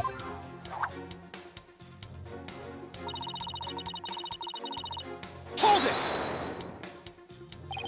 Are you just trying to cover for Betty? No, of course not. I believe in my sister. I know she'd never murder anyone. But you think my client would? No, I believe in Trucy too. I know she'd never murder anyone either. Well, we just ran out of suspects in that case. Yeah, but... See, you should have just kept your mouth shut, dummy. You're just making a fool of yourself. Just be nice and quiet like a good little bunny, got it? Alright, guess I'm no help. Oh boy. It's impossible to get anything out of Bonnie with Betty right there. So Betty was too busy getting ready for the next trick to have her time to murder her. There must be some way to prove that it wasn't the case. Yes, because the bucket wasn't ready. I was just wanting to go through it all. Make sure we were prepared for it. Now, I don't know if I'm supposed to present it here or present it here where it says accident. I'll go with here first. Damn it. Skip. I pressed instead of presented.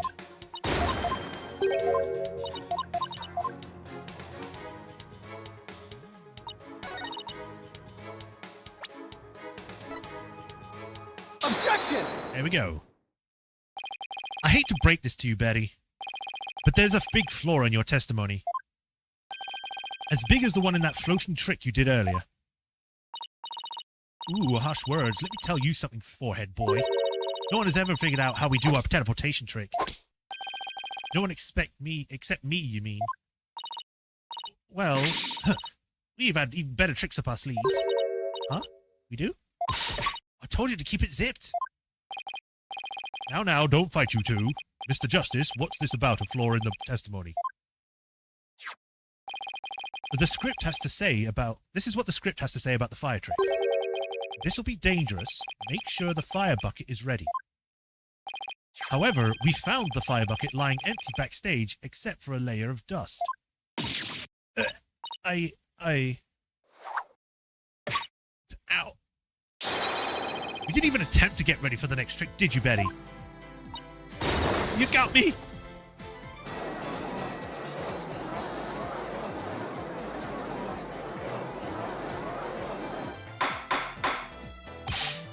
Betty the Fam, you will explain yourself, or I will hit you with my gavel. There's nothing to explain. Come on, Betty, you can't hide it any longer. You might as well tell them. Shut up! You can barely take care of yourself. Don't try and tell me what to do. Well, if neither of you will explain, I guess I'll have to. The reason Betty didn't prepare for the fire trick is because she was afraid of fire, knew the show wouldn't go on, was slacking off. You were supposed to prepare for the next trick, but you were slacking off, weren't you? Yeah, okay. Whatever you say. You should be ashamed of yourself for neglecting your duties like that. Oh, yes, I'm very sorry. It'll never happen again, honest. Yes, I got a sorry out of her. Hold it! This isn't going to do us any good, Apollo. All we got out of that was an apology. Oh, good point. I'm very sorry, Your Honor. It looks like I made a mistake. No, it looks like your brain is the one slacking off. You should be ashamed of yourself. Nice. Your Honor, please let me try again. The reason Betty didn't prepare for the fire trick is this time because she, knew the show wouldn't go on. That's probably most likely, but yeah. You didn't prepare for the fire trick because you knew, didn't you? You knew that the body would be found and that the show would then be cancelled.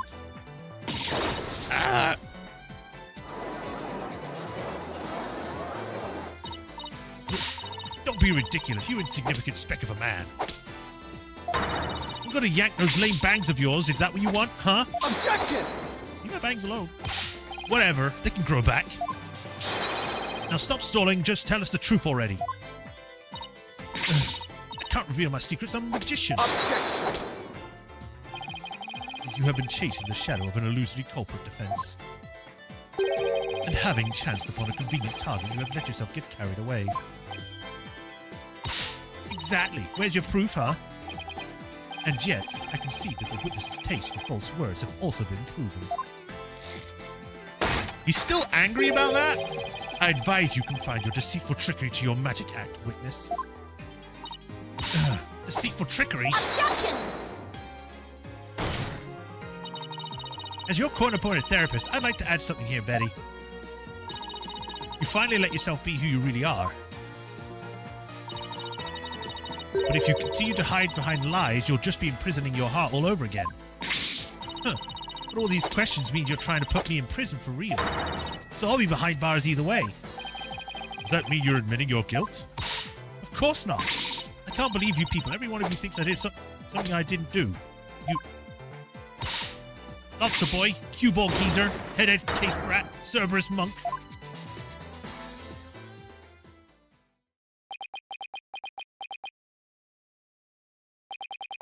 Cue ball geezer? I'm gonna hold you in contempt of court for that one. Head case brat? Really? Betty, calm down. Come on now, take deep breaths. Deep breaths. Look, I'm not the murderer, I tell you. Then how did you know the show would be called off before the fire trick? I told you, we can't reveal our secrets. We're under contract. Contract? What is she talking about? Be that as it may, you're obviously a suspect in this case. Objection!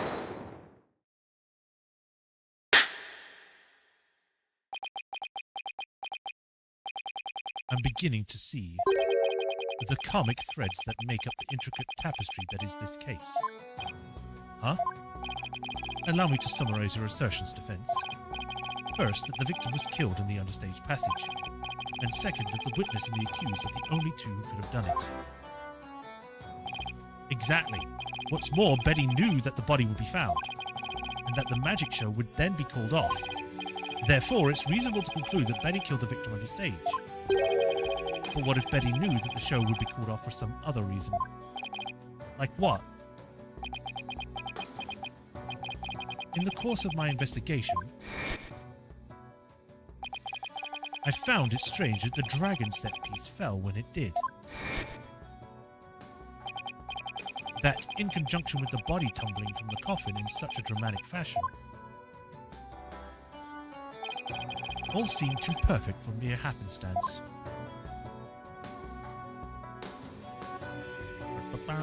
It was as though the entire chain of events had been planned out in advance.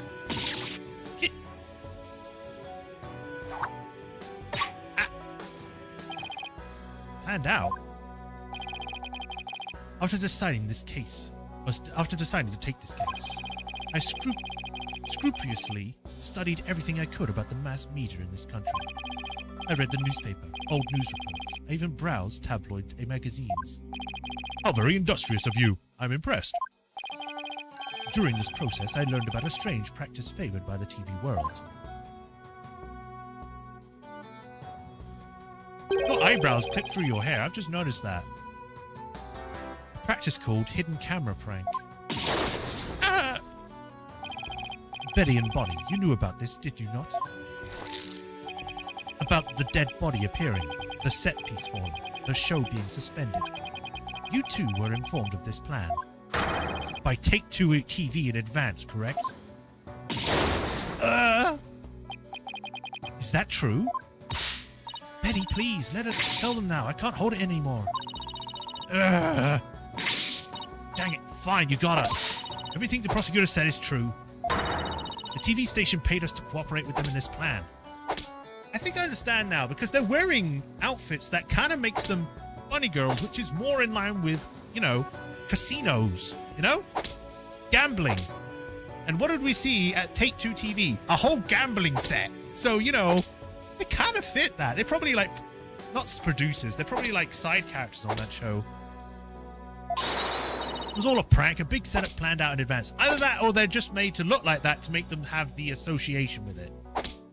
You know, design-wise, I mean. Just, you know, the characters, the person that made the game was like, okay, maybe we should make them look like this, so then there's a hint that they may be connected in some way. Mr. Reyes showing up dead in the coffin. The set piece falling down. It was all completely scripted. It was all a prank.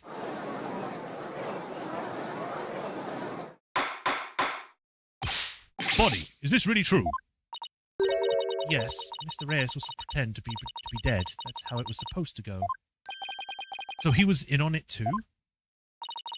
That's right. He was supposed to show up dead in the coffin. And then the set piece would fall down. Trucy would be shocked and start to panic. That's how the prank script went. What?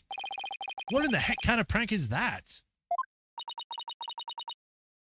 But we never thought he'd actually wind up dead.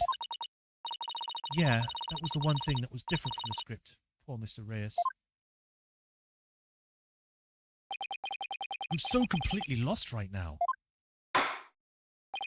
Well, Betty and Bonnie, it certainly sounds like you have some explaining to do. All right. I guess desperate times calls for desperate measures. Yeah, just this once we'll share how it was done with you. So listen carefully, you'll never hear this kind of thing anywhere else. Funny bat. The bat was cute. After a teleportation trick, I went down under stage. When Mr. Reyes' body appeared from the coffin on stage. It was time for Betty to do her job in the understage passage. That's right, I used a remote control for the winch connected to the dragon set piece. And made it fall down. And just before the dragon fell, I called Trucy to the backstage so she wouldn't get hurt. After that, the plan was for Mr. Reyes to come back to life in front of a panicked Trucy. He was supposed to laugh and fly up and away. That's how it was scripted anyway. But for some reason, he really did turn up dead, so he kind of just stayed on the ground. What kind of sick joke is that? It sounds like a terrible, mean-spirited prank to me. And doesn't sound like a prank, considering that they've pushed it so far to get everything, you know, put her down. The poor defendant was trying to do her magic show.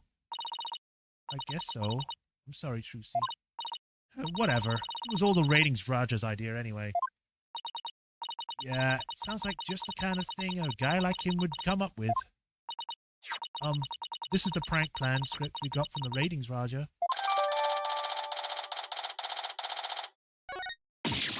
Dang it, you made us break our contract. Now we won't get paid. I need to read it. Mr. Reyes' body will appear in the supposedly empty coffin, which should cause a big ruckus. After capturing a bit of Trucy's reaction on film, Mr. Reyes will come back to life, laughing and flying up into the air, causing another round of surprise. Okay. But where does this all leave us? Who killed the victim? And when? I did the wrong voice. Yes, exactly. Those are the key questions. If Mr. Reyes was only pretending to be dead in that coffin as part of the prank, Then when he was under stage, there would be still life within him. And if that is the case, then Betty, who was also under stage, may be excluded from our list of suspects. Ugh! A witness, was the victim alive up until he entered the coffin? Oh, well, now that we spilled the beans, we might as well show you this video. There's a video? Greetings, viewers. It is I, great Mr. Reyes. We are currently in the middle of Trucy's escape trick. Having stuck through the understage passage undetected, I am now hiding backstage, preparing to play a little prank on Trucy. I'm about to hide in the coffin, which Trucy was stabbed with her rubber sword. When the coffin opens, I'll be in it, acting as though I make my maker. Can you imagine the look on Trucy's face then? I can hardly wait. I'm trying to do like similar voices for all of the Troop Gramneys like original group, where they all have like bombastic voices, but they're all different in some way. And so I give this guy more like an edge to it. He's about to hide in the coffin?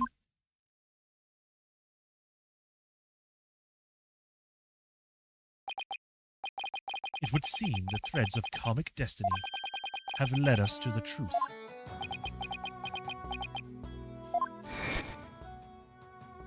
You mean thanks to me, not destiny? The victim passed through the understage where Betty de Femme was, and came up into the backstage area. The court record UI got a redesign. Yeah? We know this because Mr. Reyes appeared to be backstage when he shot the video we saw. It appears that way, yes. And defense, you proposed the following, did you not? What if the victim was killed under the stage before being put into the coffin? But then, what about this video? The footage was taken just before Mr. Reyes entered the coffin. Ugh. Oh, so does that mean... Yes, it is horrible but true. The tragedy did indeed play out right there on the stage. When it into the coffin where Mr. Reyes was hiding, Trucy thrust her blade.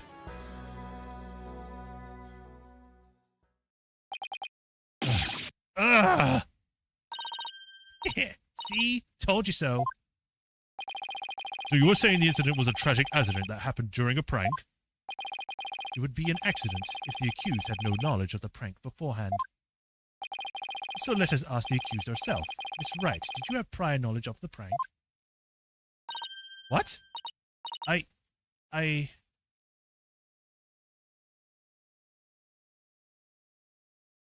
Just rubbing my screen now. Loud stuff on it. Tell him, Trucy, you didn't know anything about it, right? Of course I didn't. I didn't know a single thing about it. Objection.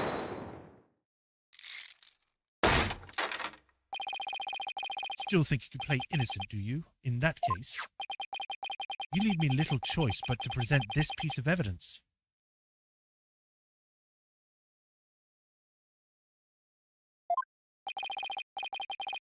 It looks like some sort of note. Ah! That's... I found this note in the dressing room after the incident. At the time, I did not understand what it meant, but it's all clear to me now.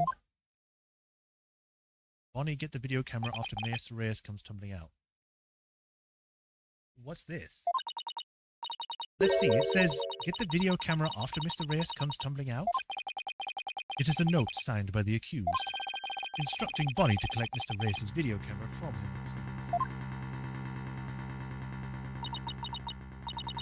I don't get it. It doesn't make any sense. I found it in the dressing room before the show. When I saw it, I realized that Trucy knew about the prank. It does bear her signature, I'll give you that much. I don't know why she would print it out that way in like these big bold letters. Wouldn't it have been better to have like written that in her diary? I don't mean Trucy's, I mean Bonnie's.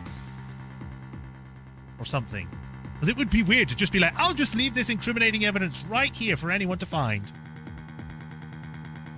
So the defendant had prior knowledge of the prank? It would appear so, yes. When she learned about the plan to trick her, she decided to use it to her own advantage. So she thrust the steel sword into the coffin where the victim stood chuckling to himself. That would make no sense. Let me just kill this guy on stage that could get me in trouble and found out. How does that make any sense?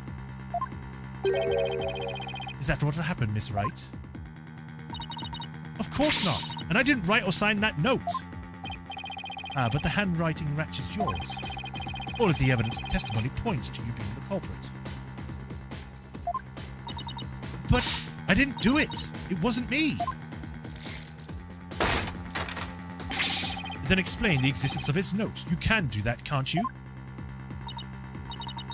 I can't explain it. I didn't write it, so I don't understand. I didn't kill Mr. Reyes. You have to believe me.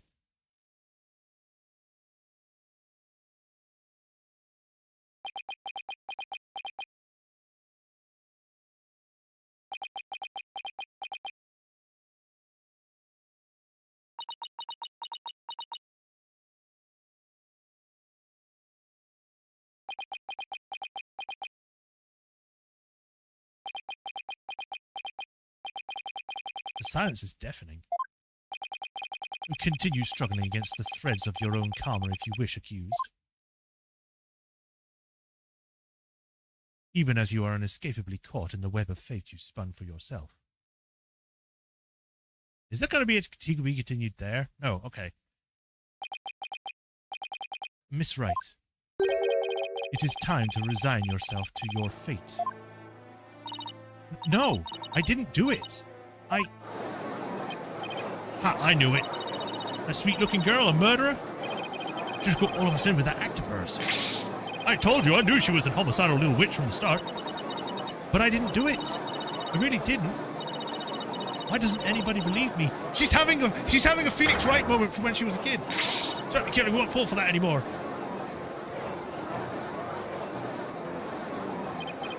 This is bad. Your Honor, I suggest we put an end to this tragedy now. Give your official ruling and let us offer the victim's soul the last rites it deserves. Very well.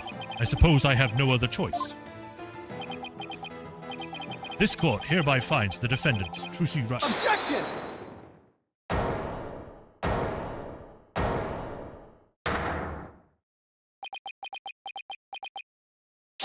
The defense has an objection. Apollo! You, even now you would. I won't give up, and I refuse to let either of them down. Mr. Wright, who's counting on me, and Trilogy, who's put all of her faith in me. Faith. Why did I say that with TH? Mr. Justice, the fact that you have raised an objection means that you have evidence with which to refute the prosecution's claims, correct? Yes, of course, Your Honor. Do we really have anything like Apollo? Yeah! How do you forget this? We found it and we thought it was going to be really important evidence. How do you not know this? Actually, we do. There's one piece of evidence we can present here. Very well, Mr. Justice, you may proceed. As we saw in the show footage, there's no question that the defendant thrust a sword into the coffin. The defense doesn't dispute this point. But let's not forget that this was a magic show filled with tricks and illusions. She can't take everything we can't take everything we see at face value. Nobody messes with my sister. Ah, bang, bang, bang, bang. You'll never take me alive. So you're saying that some sleight of hand was somehow involved? Yes, the defense contends that the sword the defendant used was not the cause of death. Now, what was it Trilogy told me she did just before she thrust the sword into the coffin? Very well. Let us see your evidence then, Mr. Justice. But remember, you interrupted my verdict to make this claim. You will be severely penalized if I find you bluffing. Ugh. That's fine, Your Honor. It is now that I'm saving. But yeah, I think I missed the achievement that you were talking about because I was trying to get that one, but I thought I was going to get it later. This shows that it's possible that the sword Miss Wright used was not the cause of death.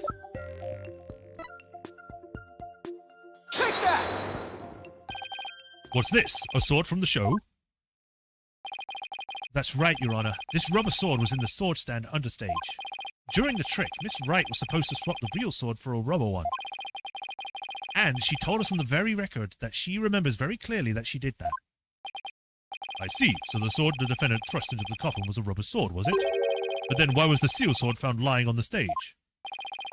Somebody must have put the steel sword there by swapping it with the rubber one. Just after the incident occurred, the dragon set piece fell and the theatre was evacuated. The real culprit must have used the resulting chaos to swap the rubber sword for the steel one. Objection.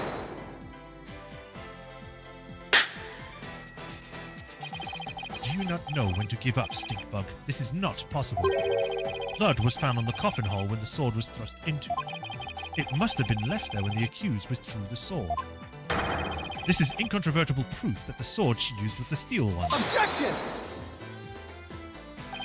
But that blood could be the result of someone tampering with the crime scene after the fact. The ones you couldn't use story mode for were the episode completion achievements. I don't think this game has those. Huh? I don't know. After the set piece fell and the audience was cleared out of the theatre, there was plenty of time for somebody to plant that blood there. Objection. If the sword the accused used was a rubber one, then exactly what do you propose the victim was... Well, then exactly when do you... when exactly do you propose the victim was killed? Given that Mr. Reyes was alive when he entered that coffin. Objection. Finding the answer to that question is it precisely why we need to continue this trial.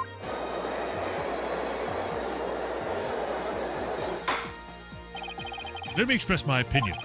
By all accounts, it is certainly reasonable to suspect the defendant based on the evidence. But as to the question of whether the sword the defendant was rubbery or steel, I believe further discussion is warranted. I suggest we hear from the defendant herself on this issue. Very well, Your Honor. Yes, I saved it, somehow. Too close for comfort, but still.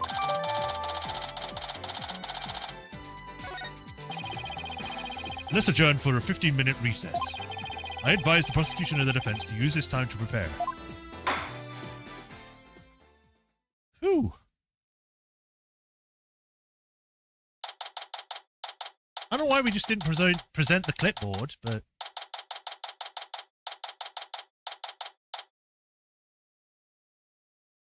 No, I don't think it has a restriction like that. Defendant lobby number 3. Phew, it's hairy. Tell me about it. We barely made it through by the skin of my teeth. I can't say I'm crazy about that prosecutor Samadhi either. You know, with the way he says let it go and move on as if it's nothing. Let it go and move on, huh? Oh, this is probably that douchebag. Whoa, boy, am I interrupting your secret conclave of villains or something? Got your next evil scheme in the works already? What do you want? Keep making that face, champ, and everybody's gonna change the channel. Look this way, Trucy. Now smile for the camera. You see those pearly whites? Isn't that what the Grammary Creed tells you to do? How does he know about that? How does it feel, Trucy? Everybody online can't stop talking about it. They're calling you a real witch out there. Could this be the end of true Grammary? Go away, you creep! Or I'll kick your fucking ass in! Oh, what's this? Something just charged into frame? Looks like a yellow gorilla or something. Could it be Trucy's pet? Filming is prohibited inside the courthouse. You want me to get the bailiff? Huh? Filming? What are you talking about? I don't even have a camera on me. Huh? What happened to the camera? It just disappeared right before our very eyes. I'll be joining the rest of Trucy's show for the gallery. Yeah, this guy is quite clearly Mr. Reyes. I'll put out a call for Trucy's fan to come support her earlier, by the way. Bet I'll get some great footage out of them. This is gonna be good. Hang loose, baby. He called in some of Trucy's fans, but for what purpose? Apollo, that thing Mr. Retin has said, Ratings. That's some high-level sleight of hand. Huh? Why would he know how to do something like that? I don't know, but he definitely has some serious magic skills. No way. But I thought he said magicians were all a bunch of good-for-nothings. Mr. Lawyer? Oh, it's Bonnie. Oh, hello, Bonnie. Can I help you with something? Well, there's something that's been bothering me. Really? What is it? Well, you see... Hey, dummy, what are you whispering to the lobster lawyer boy about? Betty. Who the heck do you think you are? Are you crazy? You want a piece of this? You know you have to talk to me first before you do or say anything, you harebrain. But I... Shut your mouth, you dumb bunny. Come with me now. I wonder what was bothering her. There's no way we're finding that out with Benty constantly hovering over her like that. Court is now about to reconvene. Will you be alright testifying? Yes, it's just... I wonder what Mr. Ratens has up his sleeve. My daddy's bringing in actual fans. Yeah, probably not. I wonder what he has up his sleeve too. You better not be trying to get under Trucy's skin right now of all times.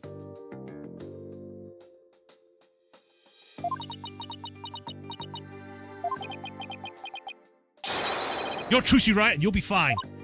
Oh, there goes Apollo with his best trick. That's right. Whenever I'm feeling down, I always tell myself I'm fine. All right, I'll give it a try. I'm Trucy, right? And I'm fine. Thanks, Polly. I think I can actually do this. That a girl. Got a good luck up there on the stand. You'll do great. Thanks, I'll be fine. I can do this. All right, Justice, you can do this too. Time to focus on the rest of the trial. We're still going. I really thought we'd get a beat to be continued. Wow. This is going a lot longer than I thought it would.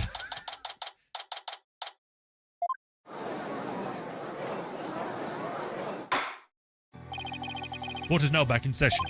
Defendant, please step to the witness stand.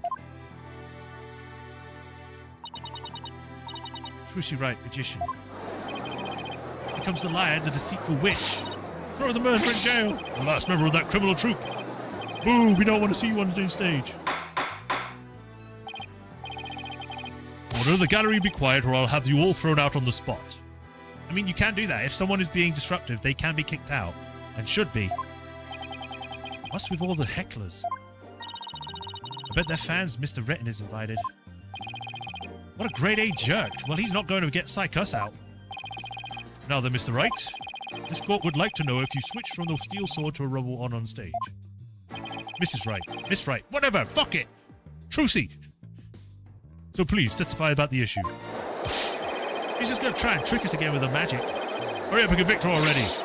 You want the death penalty.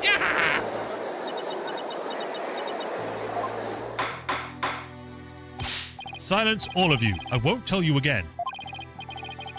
Miss Wright, do you feel able to testify? Yes, I'm fine, Your Honor. Trucy, I knew I shouldn't have let her go through with this. I'd like to make a small request. How about instead of testifying with words, I show you exactly what happened. Would that be alright, Your Honor? You can witness my suspended sword-switching magic and judge for yourselves. In spite of everything, she's still smiling. Our Trucy is amazing, isn't she?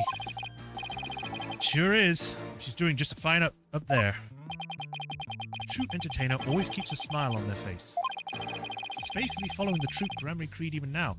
I just don't know why they haven't made the comparison to Wright's one, which is like, have a smile on your face all the time. They did that in the previous game, and now they've just suddenly went, no, actually, it's the magicians that do it.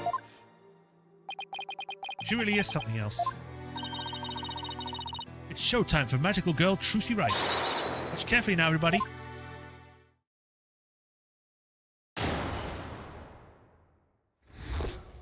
The stupendous sword switch. Ladies and gentlemen, please focus your attention on this sword. Allow me to demonstrate just how sharp this blade truly is.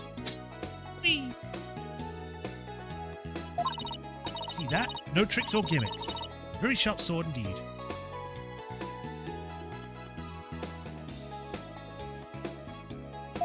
I don't don't mind if there's only a lot notch left.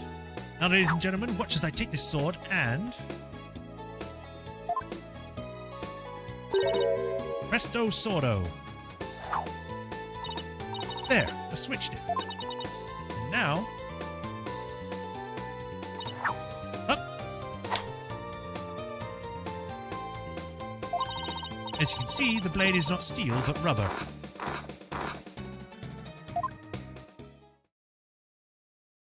We got her outfit was sleeveless. But... Bravo, Miss Wright!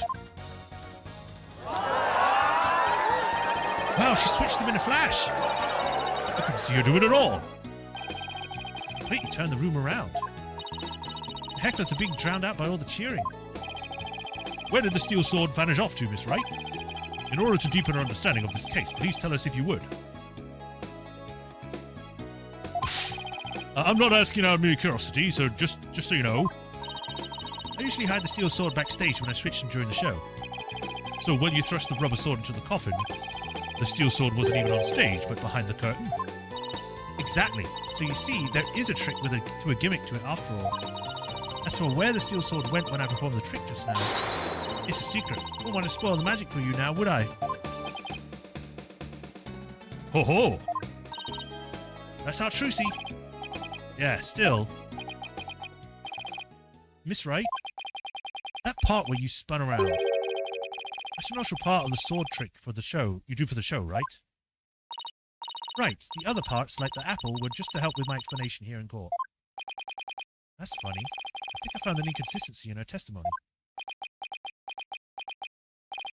Huh. It looks like I'm not the only one. I don't know what it's doing here. But now that I've found it, I have to get to the bottom of it. Now then, Mr. Justice, you may go ahead and question the witness. But try not to ask too many dumb questions and spoil this wondrous magic. I thought this was supposed to be my cross-examination.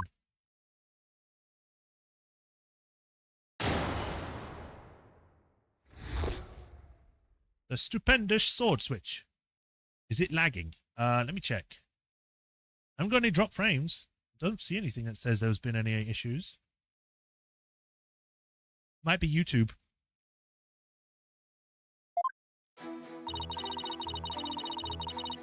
Pay attention to the sword. Hold it! It is a very shiny sword. Please be careful, Miss Wright. Don't worry. I've practiced this trick 1,000 times. That's right, Apollo. You have to give Trucy some credit. She knows what she's doing. I know. But it still makes me nervous every time. That's what magic is all about. A truly great magician can make her audience experience all kinds of thrills and chills. I guess you're right. I better not try to interrupt her too much while she's doing the trick. I don't want to distract her or break her concentration. And now, ladies and gentlemen, back to exciting world of magic. This is how sharp this blade truly is. Sword's got the apple on it, sword's got the thing on it. Because it said not to interrupt her too much, I'm kind of hesitant to do that now, but I will still do it. Miss Wright, please don't swing that big dangerous thing around. Somebody could get hurt. Apollo, please don't shout when I'm swinging said blade around.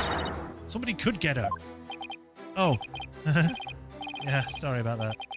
I couldn't help myself. Huh. You should know better than to talk to me when I'm on stage. Mr. Justice, I'll see you in my chambers after court is adjourned. Uh-oh. I don't suppose somebody could make me disappear before that happens? Let's just watch quietly, shall we, Apollo? And now, back to the show.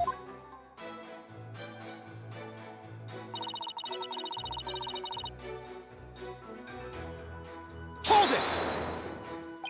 So, it's definitely a real sword, right? Now, Apollo. I know you're excited, but you have to control yourself. Mr. Justice, if you needlessly interrupt this wonderful magic show again, I will be forced to bring my very real gavel down upon your head. The judge seems to be completely taken in by Trucy's magic. Yeah, it's like she's cast a magic spell over him. Better not interrupt her anymore. There's no telling what the judge might do to me. Miss Wright, please ignore any further outbursts from Mr. Justice. And proceed with your spectacular trick. All right, here I go then.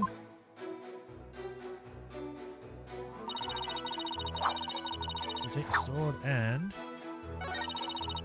Sto Soto.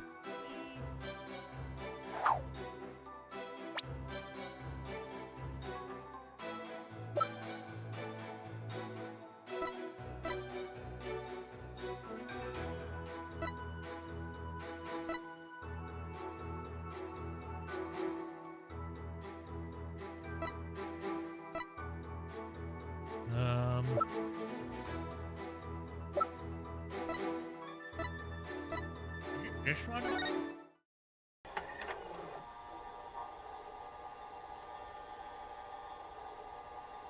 I wish I could fast forward it.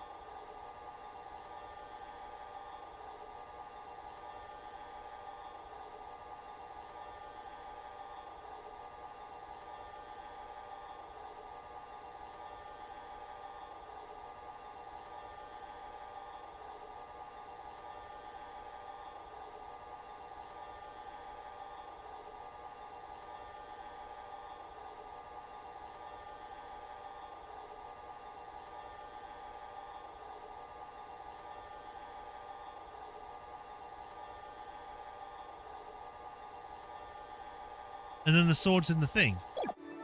I guess this is the right one. Objection! Yeah. Miss Wright, there's something I'd like to confirm with you.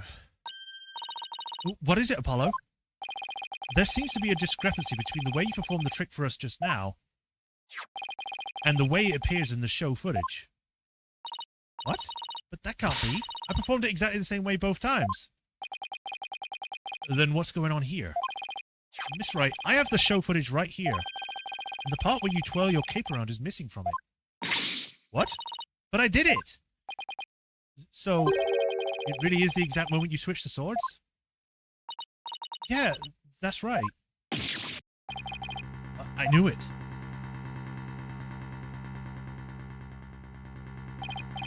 Well, I can certainly never expected the defense to expose the accused live for me. Mr. Justice, does this mean that you are arguing that the defendant did not swap the swords during the actual magic show? No, Your Honor, that wasn't my intention. I mean, I did swap them, I know I did. I'm absolutely sure of it. Objection! Human memory is unreliable at best, but in this case, I'm afraid that it is the witnesses herself who cannot be trusted. We can see the footage for ourselves. The claims of this witness are false. But...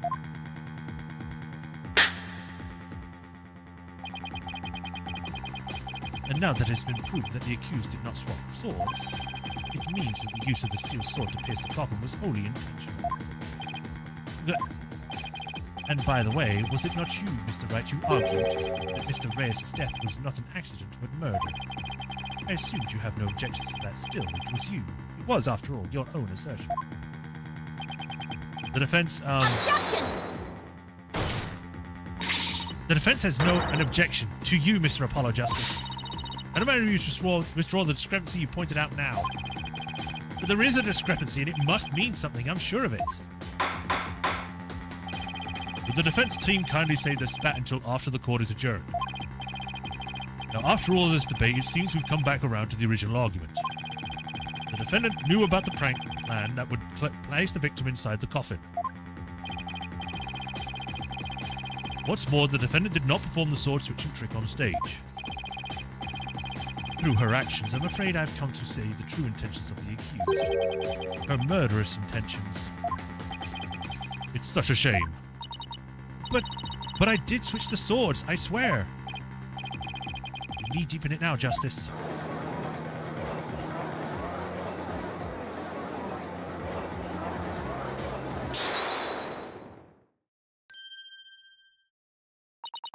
Excuse me. Let's see, you are... Which one again? Benny? No, that's not right. Bonnie? It's Bonnie. You were mixing the two names together, Your Honor. Oh, pardon me. And do you have something you wish to say, Bonnie? Yes, Your Honor. I'd like to testify. About what? The more I think about it, the less possible it seems. I don't believe Trucy killed Mr. Reyes. Bonnie? Hey, what's the big idea? Such an incredibly gifted and talented magician. would never commit murder. I refuse to believe it. What are you talking about, you hair-brained hair? You keep your trap shut. I've got a bag of baby carrots for you, so chew on those and pipe down. No, I won't be quiet. What's the matter with you? Didn't you hear me? Trucy said something to me once. Huh? She said, no matter how scared you get, no matter how many mean people are to you, you can't give in or give up. That's what being a professional magician is all about. Isn't that right, Trucy? That's right, Bonnie. I've always been afraid to stand up to Betty, afraid to defy her, so I did what she said. But when I saw Trucy today, she gave me strength. You're gonna try and trick us with the magic. Hurry up and convict her already. Give her the death penalty!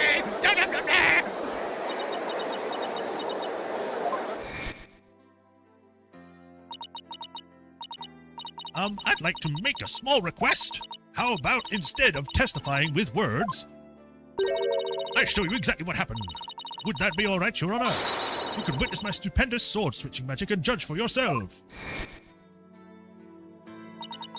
Seeing her courage, the way she kept smiling despite everything, she's just incredible.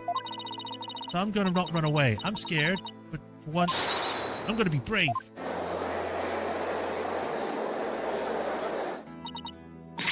What have you done to my sister, Trucy Wright? You practically brainwashed her. It's the power of Trucy's conviction, that's what it is. It's touched Bonnie's heart. Yeah, Trucy really is one magical girl. Bonnie, is the topic of your testimony related to that thing that was bothering you? The thing you tried to tell us about in the lobby during the recess? Yes. Ever since I saw the show footage, something's been nagging at me. I'm not exactly sure what it is, but something is off. I feel like something about it is different from what I saw on the stage. What do you mean by that, Bonnie? I wonder if what was shown on TV is really the same as to what happened on stage. Objection! Of course it is. The show has only been performed once after all. It can't show anything other than what happened on that stage yesterday. Objection! But Bonnie's testimony deserves our attention. We have to examine the show footage. But what can we check it against? Do you have some other footage we can show of the show? Well, I have some show footage. You do? One of the TV station's cameramen said he was a fan of mine. He kept his camera on me throughout the entire show. Yeah, we spoke to that guy. He literally said that. And then afterwards, he gave me the footage he shot as a present. He did? To tell you the truth, I thought it was kind of creepy, so I was going to get rid of it. Hold it! Please submit that footage to the court before you do.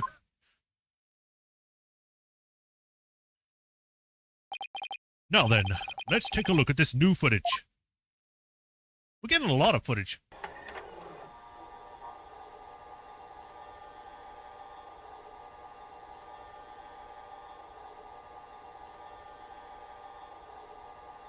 Oh my god, yeah, creepy.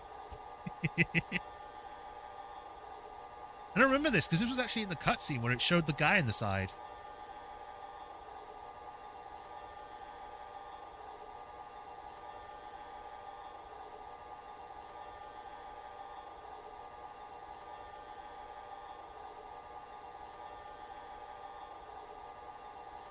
Whoa, those cards. Yeah, there weren't any cards. And run straight into the guy.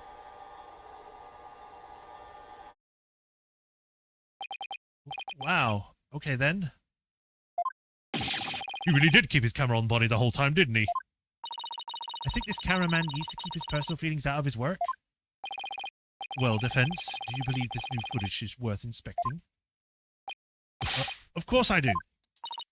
Okay, so how are we going to go about this? Let's try comparing the two. We just might find an inconsistency between them. An inconsistency, huh? Yes, the two pieces of footage are of the same scene, so they should match up. But Bonnie felt there was something off about the original footage. It was worse than the original? What, when it came out on DS or 3DS? Didn't they zoom in on the butt? I was kind of expecting it to do that. The fact that it didn't... was like, okay, so maybe this guy isn't as much of a creep. But if they did that in the original, then yeah. How old is she again? 19. So yeah, she's old enough. Sort of. Yeah, I kind of figured, yeah. So we can pick up what's different between the two. We'll know what Bonnie found on Strange. Exactly. Plus, we may figure out why the original doesn't show the sword switching trick. Your Honor, the defense would like to compare these two pieces of show footage. Very well, I will allow it. What a waste of time. I did the wrong voice for him there, but you get the point. He said that. Apollo, do you know how to compare the two pieces of footage?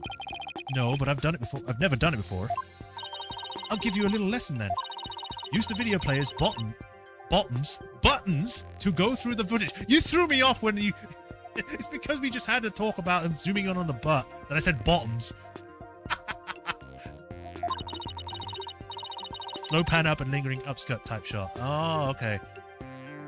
When you want to speed through, use the fast forward button M. And if you want to go back, use the rewind button B. If you want to halt the playback, just use the pause button Z. Why do you got to put them in weird spots? Oh, and by the way, if you fast forward or rewind when the playback is paused, you can do a slow frame-by-frame playback. Okay, and so how do I switch between the two videos? Just use the switch camera button Q. Now, if you find a difference between the two pieces of footage, put the cursor over what's different and present R to the core. Thanks, Athena. You really know your stuff. Not really. I just gave it some gusto, and then that went with my gut for most of it. What? Sure hope she guessed right. Anyway, let's give it a try. Doo-doo-doo.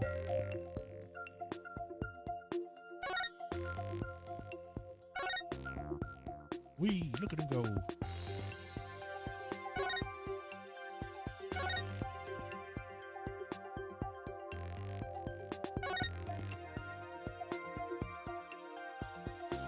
Get out of the way, hand.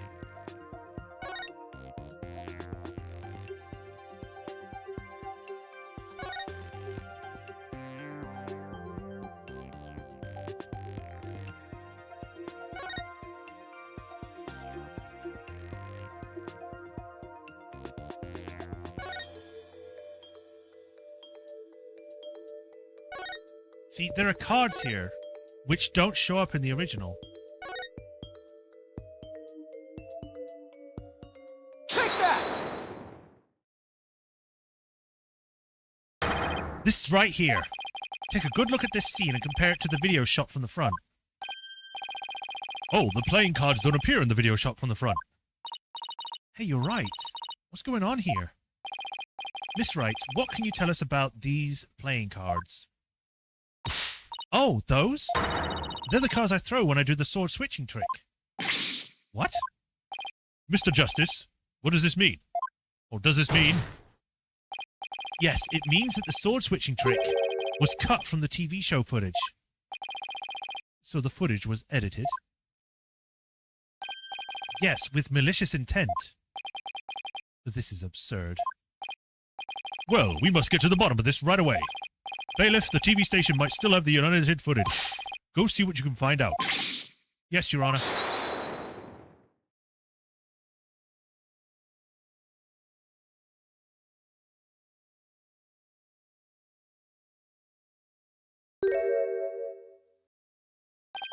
It's you.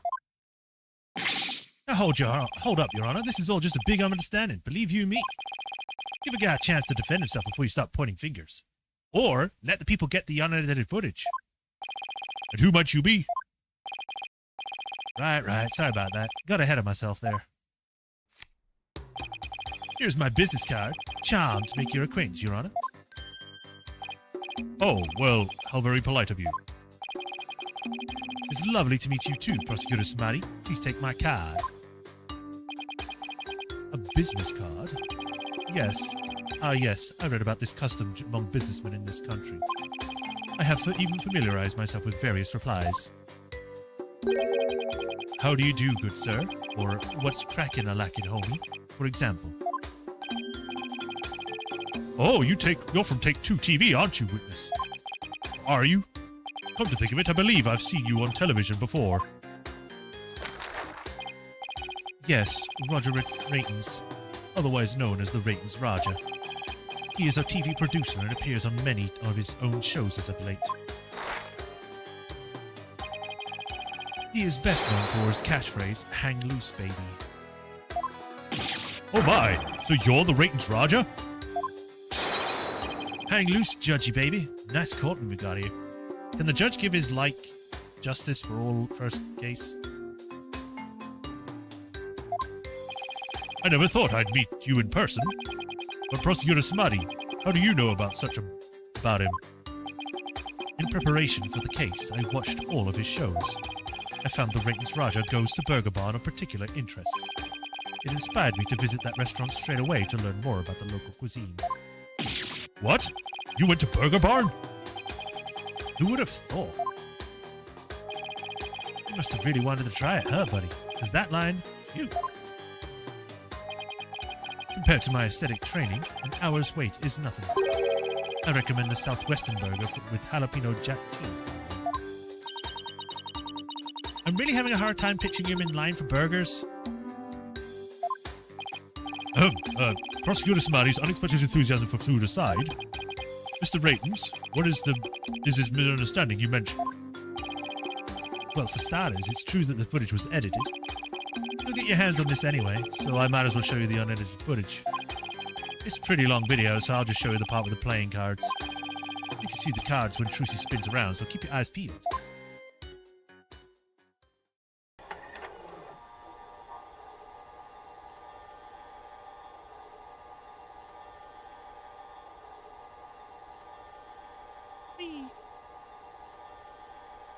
Yeah, see, she did the 12 there, so she did do it. You see that part where the cut was where Trucy switched the swords? She spins around and playing the cards go flying. Everything's like it's supposed to be. Then it seems the defendant really did swap swords during the trick.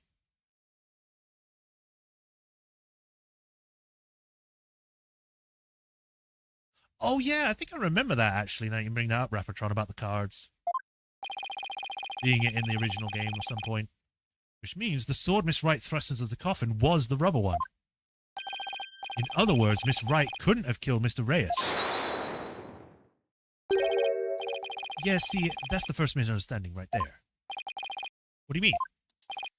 Well, Trucy definitely did swap swords as you saw. So yeah, maybe she didn't kill Mr. Reyes when she stabbed the coffin. But that just means he was killed after he showed up pretending to be a corpse. So you're saying that up until that point, everything was going according to the script? If that's true, then when and how exactly do you think he was killed? It was after the dragon set piece came crashing down.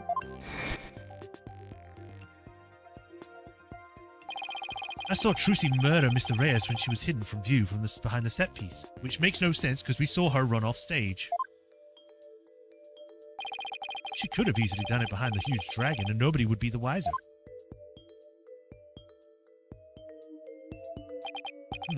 I see. Indeed, there is a ring of truth to your assertion. You bet. Plus, there's a suspicious-looking shadow in the footage, too.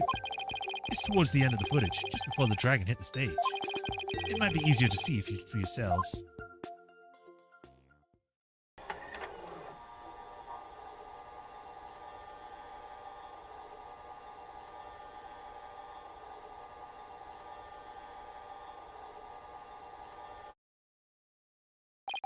It's only for a split second, so it's hard to catch, but look here.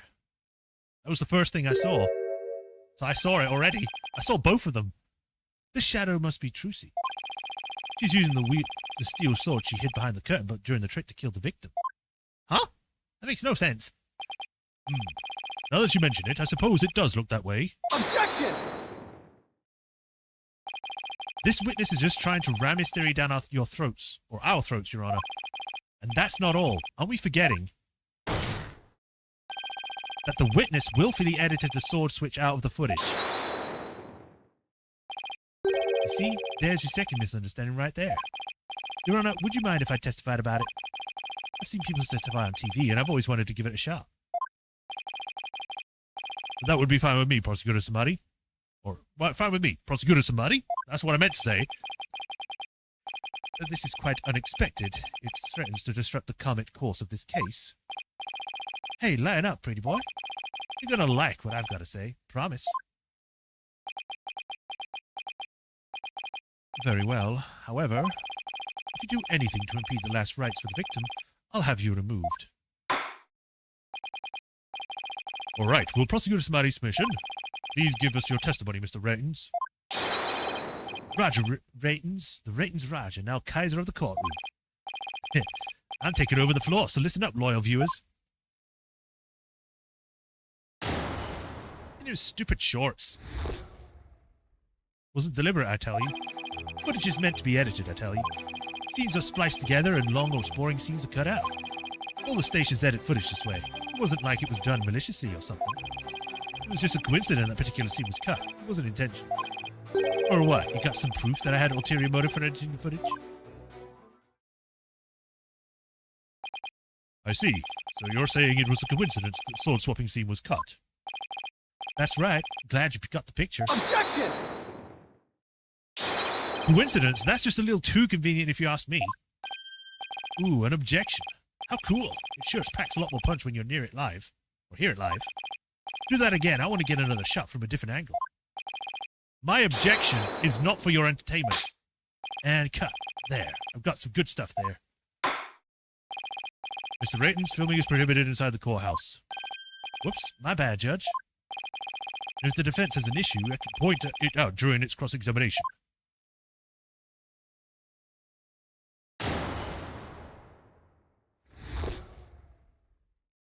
It wasn't deliberate. Hold it! Really? I've never heard of anybody say that. It's a common knowledge in the TV world. You got any idea how a snooze cruise would be watched a magic show without editing? A magic show like that one, anyway. That was ice cold. Anyway, editing is what makes TV worth watching.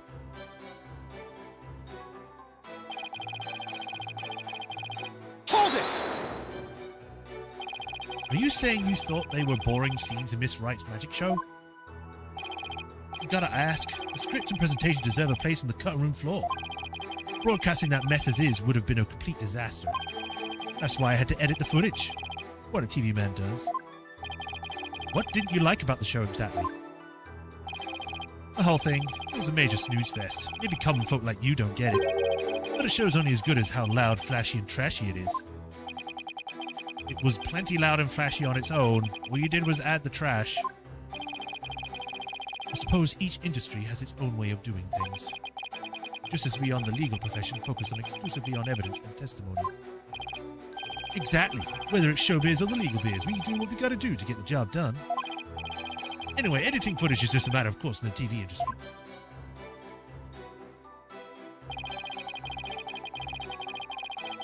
Hold it! It wasn't done maliciously, huh? But I get this distinct impression that you bear deep feelings of ill will towards Troop Gramring. Huh? What makes you think that? The things that you yourself have said. You'll see, I'll dig up the dirt and expose the dark heart behind that sweet smile. I'll prove those Gramring magicians are all a bunch of lowlives.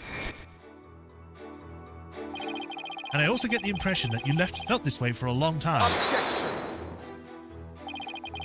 Words such as those can be interpreted in many different ways. Most of it bad. But I'm going to take it the different way because I want the defendant to be found guilty. For example, though I bear no defense, no ill will, I would not hesitate to say that he is a good-for-nothing lout of a lawyer. You bear me no ill will. Could have fooled me. And yet it is the truth. I am only strict on you as it seems you have strayed from the path. If you have any objections, Mr. Justice, please make your case with evidence in the future. Mr. Ratens, please continue your testimony.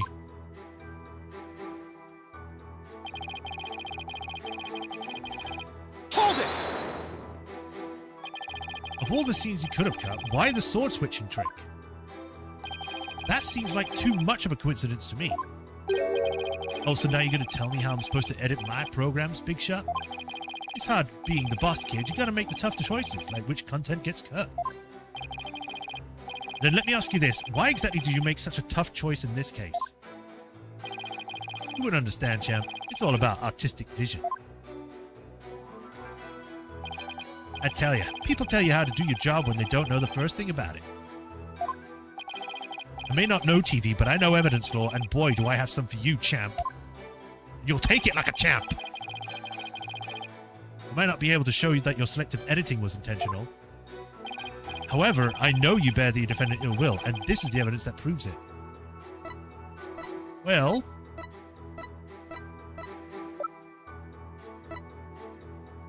it's either going to be this, or it's going to be the clipboard.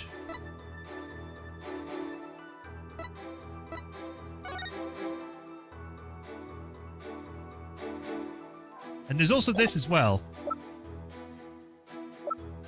I can only got 3 chances to do it. Let's go with the clipboard first. Take that! Clipboard is a no. Huh? What's that you got there? Okay, it is that then. This is the contract you had Miss Wright sign before the magic show. This contract between the first party, Take-Two TV, and the second party, Miss Wright, reads: if, through the fault of the second party, the show must be cancelled in part or in full, the second party will pay $3 million as compensation to the first party. $3 million? That's a completely unreasonable sum. I couldn't agree more. And of course, Miss Wright doesn't have that kind of money. Nevertheless, Roger Ratines, or Ratins, had her sign the unreasonable contract anyway. Or, more accurately, he conned her into signing it. Conned her? How did you do that? There's a trick to this clipboard that was used by Miss Wright to sign her contract. It houses carbon paper that can secretly copy her signature onto other documents. Oh, come on now. That's quite a nasty accusation you're slinging my way.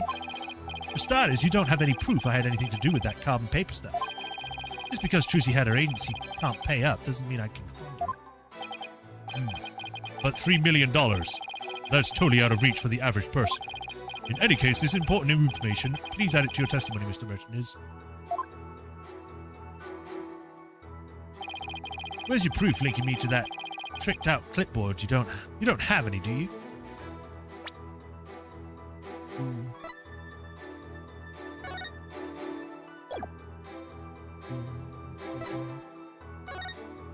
Coffin lid, side panels, top of panel.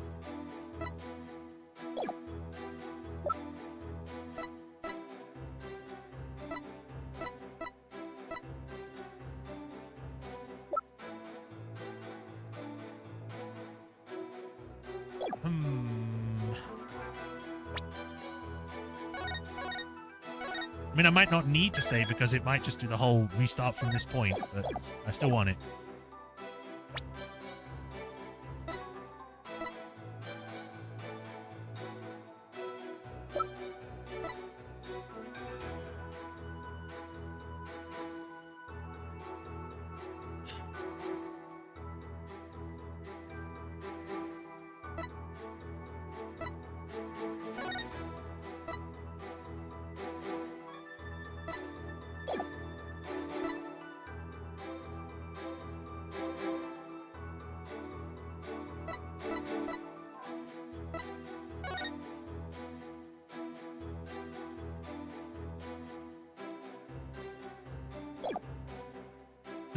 The only prints that we have are Bonnie's, Betty's, and Trucy's.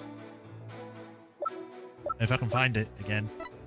Yeah, Bonnie, Betty, Bonnie, Mr. Reyes, Betty. And they didn't have Trucy's. I got the wrong thing. I might. Let's push him on it first. This clipboard is yours, though, isn't it, Mr. Rittens? Well, it belongs to the TV station anyway. That much I know. Maybe it was an old prop from one of our old TV shows that got used by mistake. Or maybe you used it on purpose. To con Miss Wright. Objection! Mr. Ratens was... I've got the wrong voice. Mr. Ratens was already stated that he did not. Mr. Justice, please do not use this trial to try to get out of paying your agency's debt. That's not what I'm doing, and it's not my agency. Proof Mr. Ratens connected to the carbon paper, huh? If Trucy's signature was copied onto the fake contract, then there must be an original contract that Trucy actually signed. True, but unless Mr. Ratens is too savvy to leave something like that behind as evidence. But what if her signature was copied into more than just the fake contract? Like a third document with Trucy's signature on it? Okay, so yeah, it is the other one. Have we seen anything like that, though? Hey, what are you guys whispering about? Let me continue my testimony. Okay.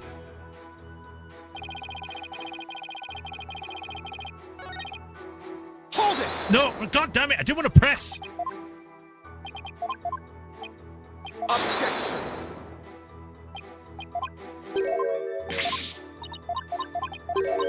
Skip.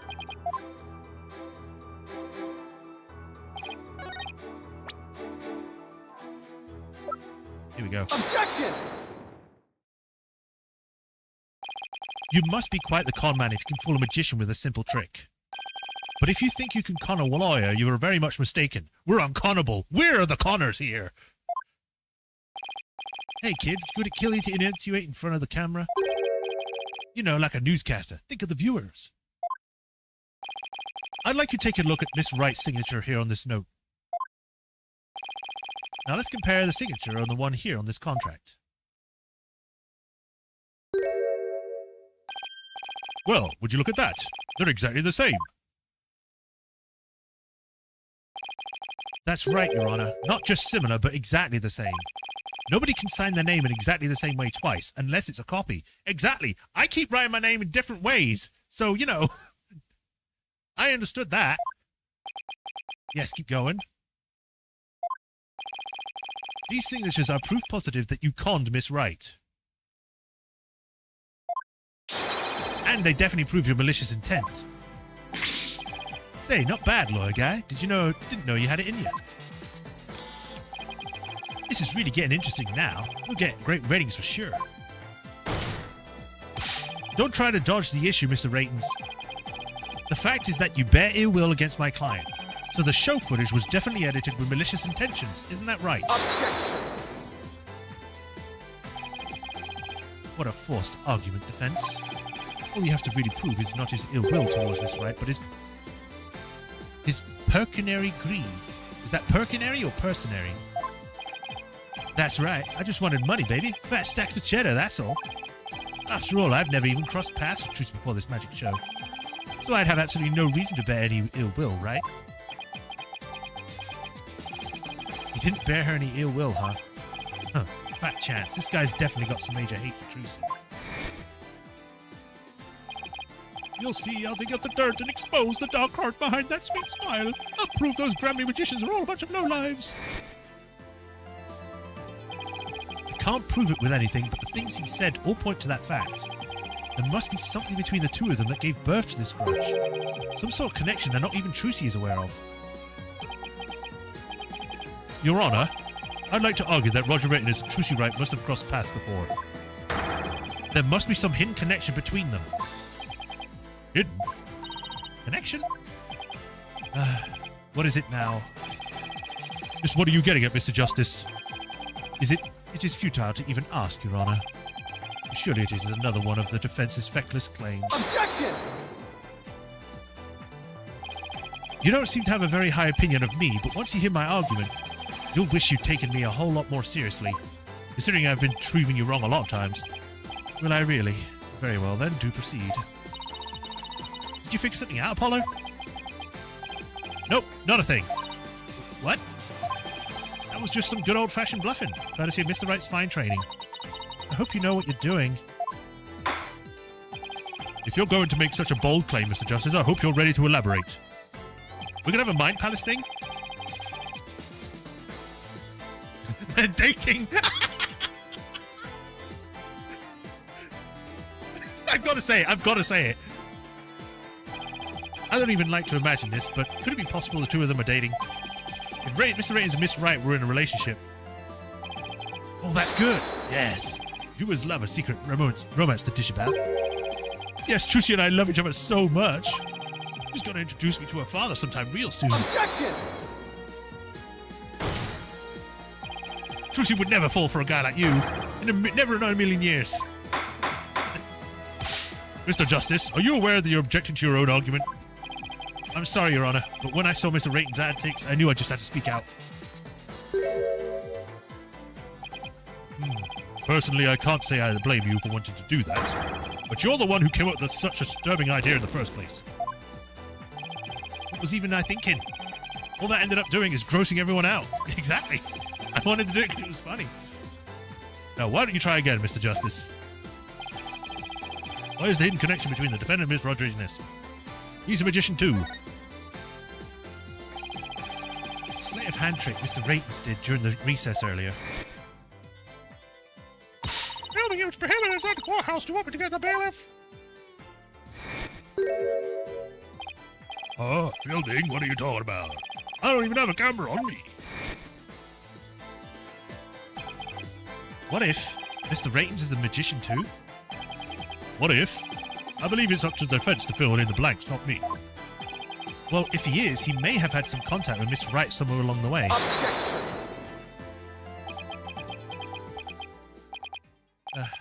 Your argument is hardly worth responding to. But by all means, please do continue. As the passage in the sacred scriptures of Khu'rainism states, he who gives a sermon to a monkey is himself a monkey. Yeah, it doesn't matter what you say to a dimwit. He's going to get it. He isn't going to get it anyway. But we saw Mr. Raytons perform a magic trick. He made his video camera disappear in the blink of an eye. I think it would be pretty funny if I were a magician. You must have seen things. Want me to introduce you to a good eye doctor?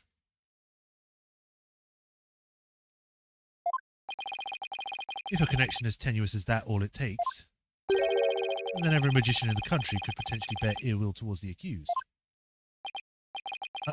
I guess you're right. You're not the sharpest knife in the drawer, are you, short stuff? You would do well to cleanse... Oh, excuse me. You would do well to cleanse that putrid mind of yours in the holy waters of Mount Pony Pony. 3 days under a frigid waterfall, and even you should rise to the level of monkey. Ha-ha! A numbskull for a numbskull. Ugh. Well, this numbskull has thick skin, so there. I think I get what they're driving at. Even if he is a magician, it's not exactly a reason to bear a grudge against Trucy, is it? Hold on. I think I can think of one person. One magician who has a reason to bear a grudge against Trucy. Or rather, one magician who has a reason to bear a grudge against Troop Gramry. Oh? Gramry. No way! Is something wrong, Mr. Justice? Your Honor, the defense wishes to submit evidence at this time. I see, and what sort of evidence do you have for us? Evidence that points to the real killer, the one who had a motive to commit this crime. What?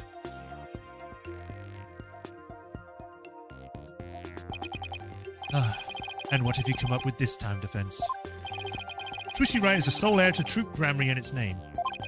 This puts her square in the crosshairs of one particular magician. And this piece of evidence points to the person behind with a grudge. Take that! I did the wrong one. This point proves who has a grudge against Mr. Wright, does it? Miss Wright? And it does surprisingly well. Oh, and how? Well, you'll find that out after this short intermission. See you in Act 2. Is that how it goes, right? Keep this up, and I'll have curtains for you, Mr. Justice. I have one thing left. Alright, I guess I won't be seeing you in Act 2 then. But you're right, Apollo. There is someone with a grudge against Troop Gramry. Yeah. Your Honor, please recall that Trucy Wright is the sole heir to Troop Gramry in its name. Blah, blah, blah. The crosshairs of a particular magician.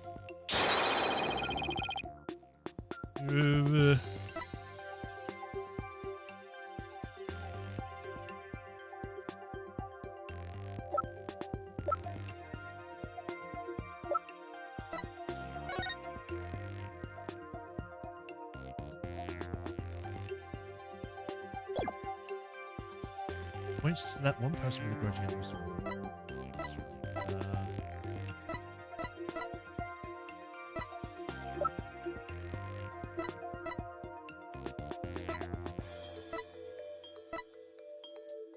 I guess this Take one. that!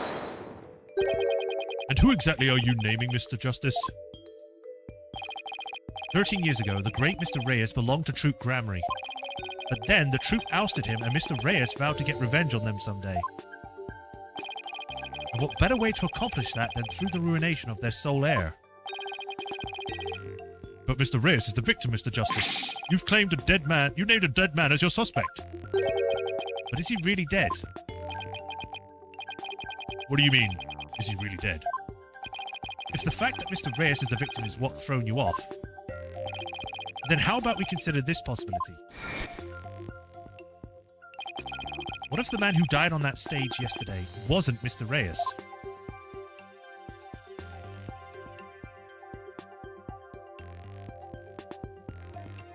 I think I just noticed something that I missed the first time. What? You mean the victim was an imposter? Let me have a look at that again. Yeah, it's missing. Alright, I'm not going to say what it's missing, but we'll see. You mean the victim was an imposter? Not Mr. Reyes? Then what about the real Mr. Reyes? It would mean the real Mr. Reyes is still alive. That's absurd.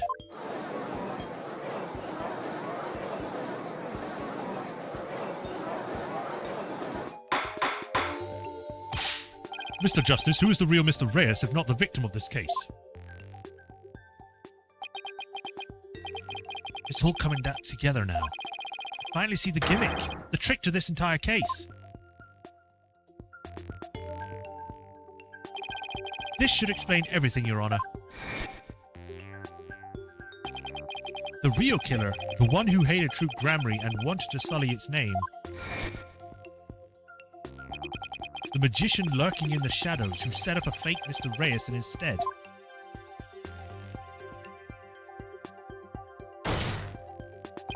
The real Mr. Reyes is... Take that! But that's... Yes, it is. Roger Ratons is the real Mr. Reyes. What? Him? This is an interesting song. Objection! Oh, hello, Red Pepper. Your impotent seeds brought naught but meaningless, empty words. You can't possibly have proof to support such an outlandish theory. It's not bad for a soap opera, but not even die-hard fans of the genre would stick around past the pilot. You want proof? Well, I've got proof. I can prove it by proving that Mr. Reyes in yesterday's magic show was fake. And to do that, I just need to look at this spot on this poster. Yeah. Take that! This is the injury Mr. Reyes sustained while practicing a magic trick 13 years ago. However, the video of the victim shot of himself shows no trace of that injury. I called this, by the way, right at the beginning. I called that there was a double and the guy's not actually dead. I was right. Come on, give me my praise where I'm needed it, because I was right. Oh my, you're absolutely right. Now, Mr. Rittens, what do you suppose we'd find if we looked at your right forearm? Is there by chance a nasty 13-year-old scar underneath the sleeve of yours?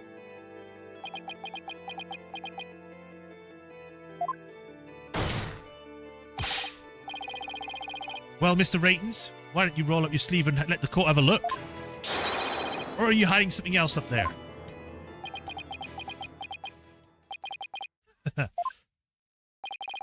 Come now, I have nothing up my sleeve. I don't even need to hide anything up there because I require no tricks or gimmicks. Well, you see, my magic is the real deal.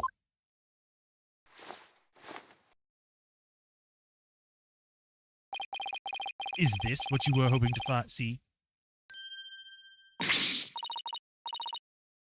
Yeah, I said he wasn't dead, and he isn't dead. Some other guy was pretending, or he was pretending. And I was right. Oh, there it is, the scar.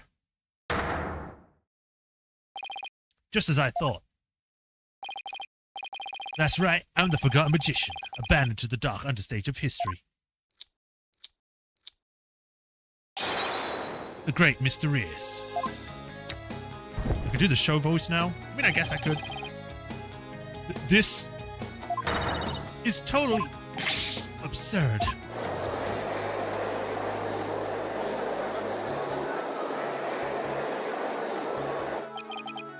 Oh. How ironic, wouldn't you say, that this odious mark covered onto me by Troop Gramry would bring me back to the limelight once more. Strange how the karmic threads before us. If the witness is the real Mr. Reyes, then who is the victim who perished in the magic show? He was but a fan. I met him on one of my programs several years ago.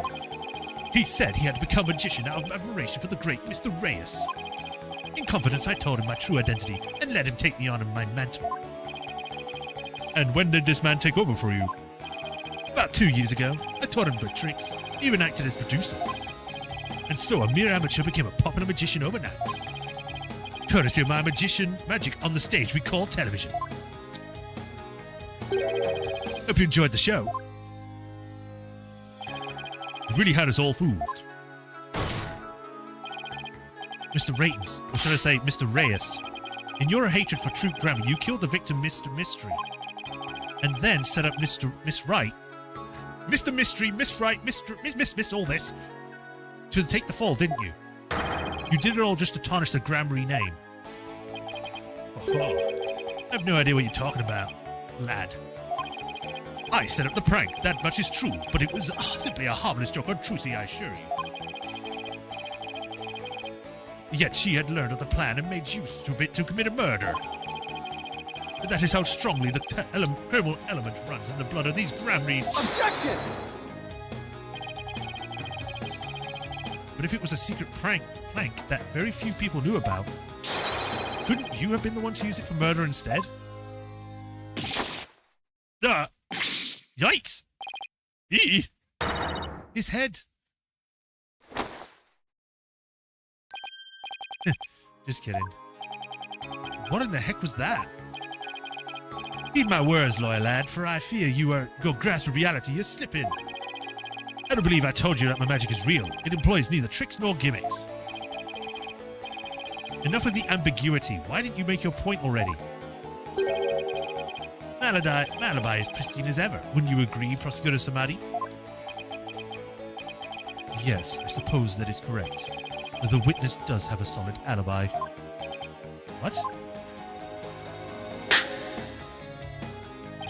Recall, defense, that at the time of the magic show, Mr. Ratons was at Take Two a fact that many people can easily attest to.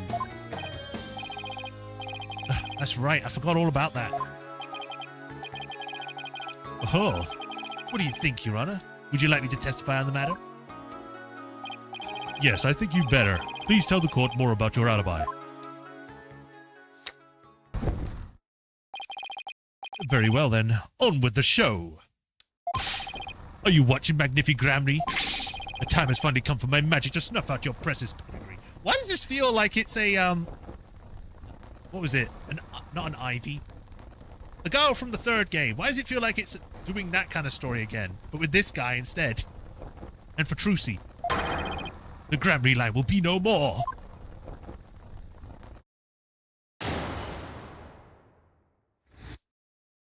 My perfect alibi. I was at the TV station at the time of the Punrose performance. I was busy working on another TV program. I could spare no time for the magic show. Do ask my staff if you doubt my claim. And there it is, a simple, perfect alibi. No tricks, no gimmicks, just the truth.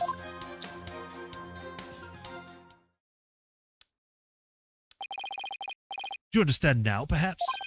I did not grace the theatre with my presence till after the incident. So how could I have committed the murder? Dahlia, that's it. His staff did say he was there at the station, so it sure does sound like a rock-solid alibi. But that can't be right. If Mr. Rettins was the killer, he had to have been at the theatre. There's got to be a hole somewhere in his story. I assure you there are no holes in Mr. Reyes' stage. No tricks, no gimmicks. True magic doesn't need trapdoors to escape through. You enjoy my show to the fullest. and my real alibi.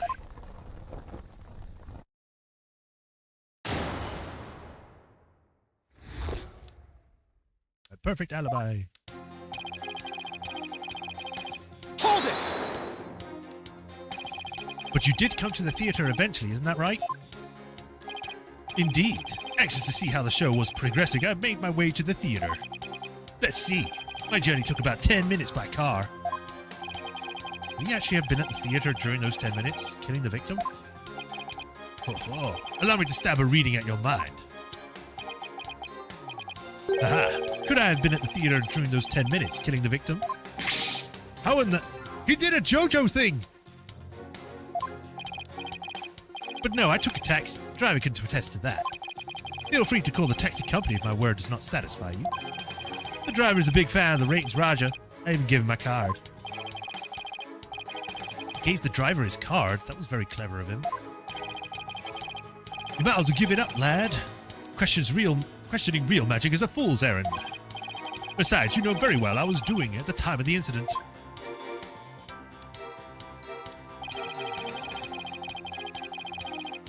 Hold it!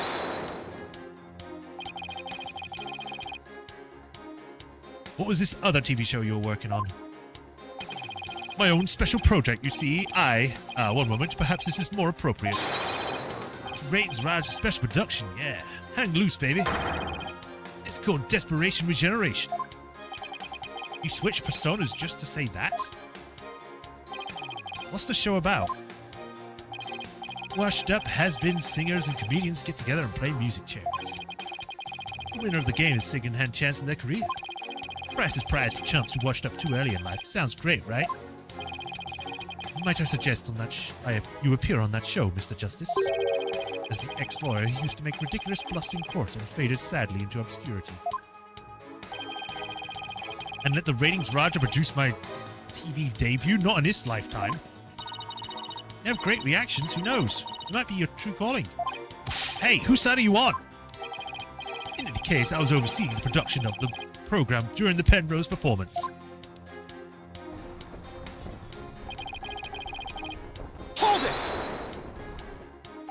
How do we know those staff members aren't in cahoots with you? I make it my business to perform solo. My magic has neither need nor want my assistance. After all, one of them could reveal the secrets behind my magic, could they not? So he he doesn't trust anybody, huh? He's the complete opposite of Trucy. There are many people there in the studio audience who saw the witness as well. Even if he had been able to persuade his own staff to cover for him, he could not have convinced so many people, complete strangers, to do the same. He really has made a rock-solid alibi for himself. Yeah, it's almost too good, you know? It's eerie how perfect it is. Has all been revealed to you now?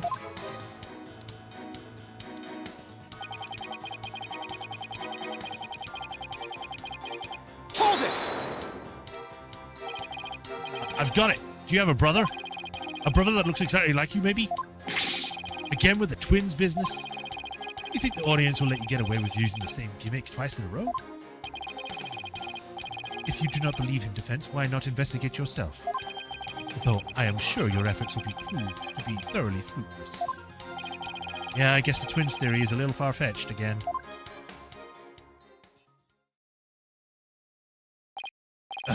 His alibi really is airtight. I believe I've heard enough. While I believe the witness does indeed harbor some ill will against the defendant, there is no reason to doubt that he was at the TV station at the time of the incident. Yes, the facts proves it was impossible for the witness to have been involved with this crime. Ugh. These last rites of the victim have dragged on long enough. The soul of the victim himself is so bored that it is resting on top of your Honor's head. It is?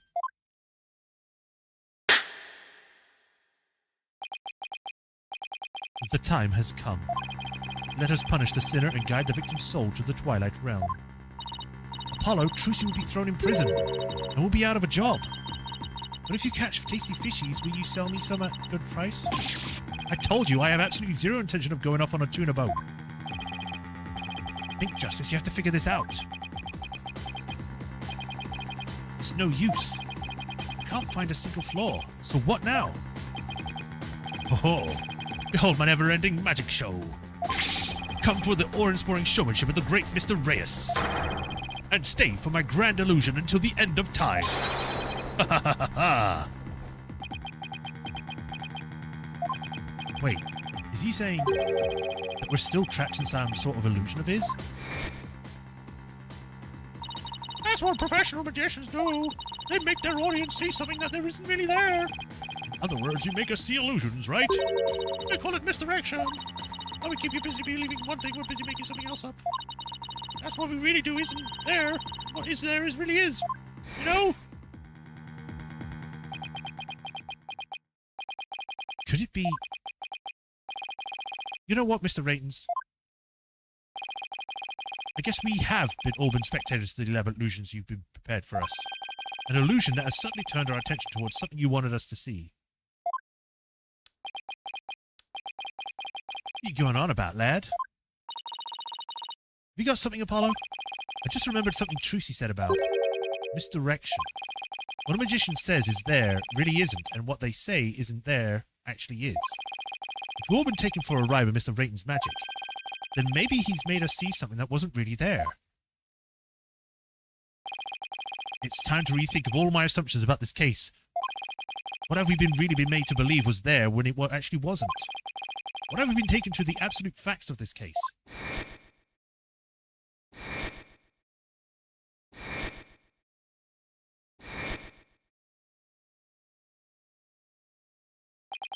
If I reevaluate the validity of all these things, then just maybe... Athena, there's something uncanny about this case. Okay, what is it? Rayton's alibi. It's too perfect. That's true. It's impossible to break no matter how hard we try. But maybe that's the trick. Maybe that's exactly what he wants us to think. I'm not sure I'm following. We're not making any headway here because we've been so focused on breaking his alibi. Oh, I think I get it. You're saying he's using misdirection on us, you know? All right. It's definitely a possibility. Would the defense care to share everyone with what it's discussing over there? Your Honor, we believe that if we were to reconsider a certain assumption, we may finally arrive at the truth. In fact, I think we finally see who's hiding behind the curtain, so to speak. And what is this certain assumption you're thinking of? This is the one key assumption we've been taking for granted this whole time. The crime scene! The actual scene of the crime wasn't the theatre, but the TV station. If Mr. Rayton's brought the victim's body to the theatre after Objection! Foolish lawyer. Were that true, then what about the body you witnessed during the show? Don't you know it's rude to ask how a trick is done, Prosecutor Smarty? And don't you know it's rude to make far-fetched claims, Mr. Justice? No, Trushy's dying! That's enough.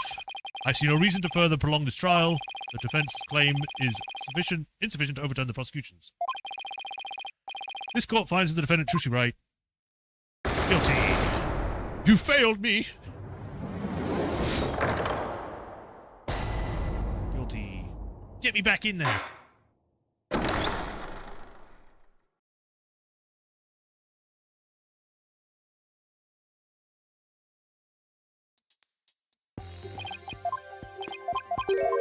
Give me back to the choices.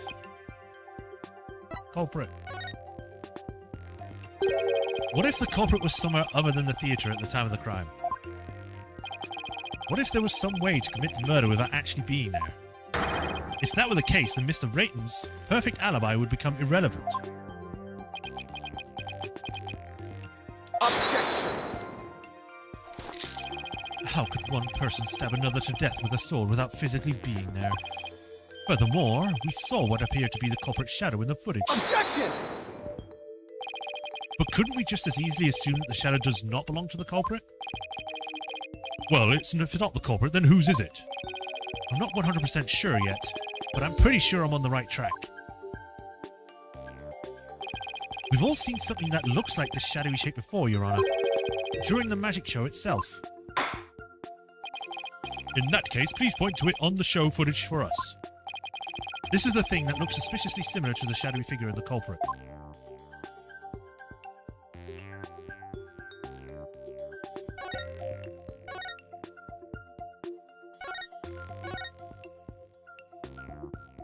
Oh, too far. Damn it! Take that!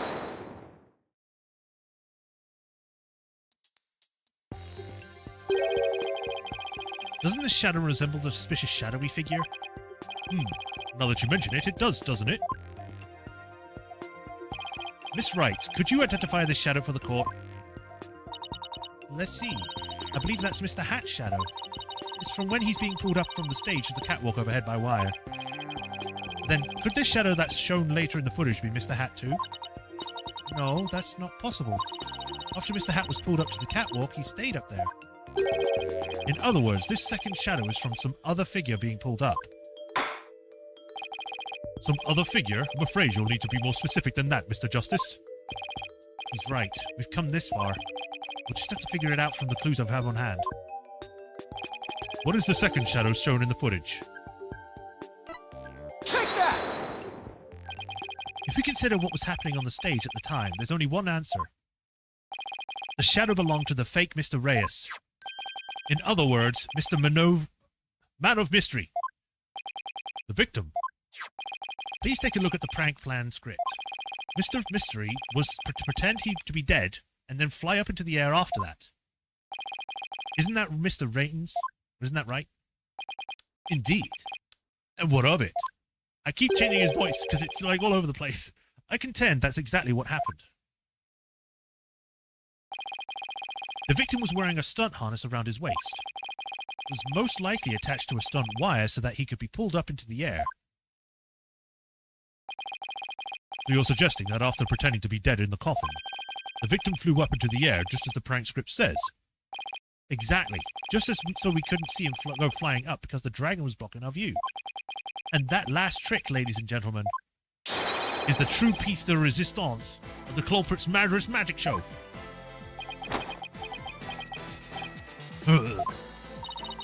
Don't tell me. You've got it all figured out. Yes, I think so. Just look beyond Mr. Rayton's last bit of misdirection. We should finally be able to see the real truth. The victim must have pulled up the catwalk just like Mr. Hat. And hit the cushion up there with considerable force. I just have to figure out what else could have happened up there at the time.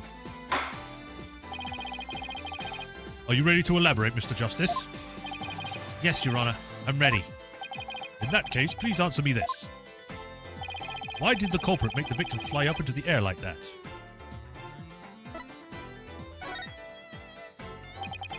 Maybe the culprit wanted to hide the body up there in the catwalk?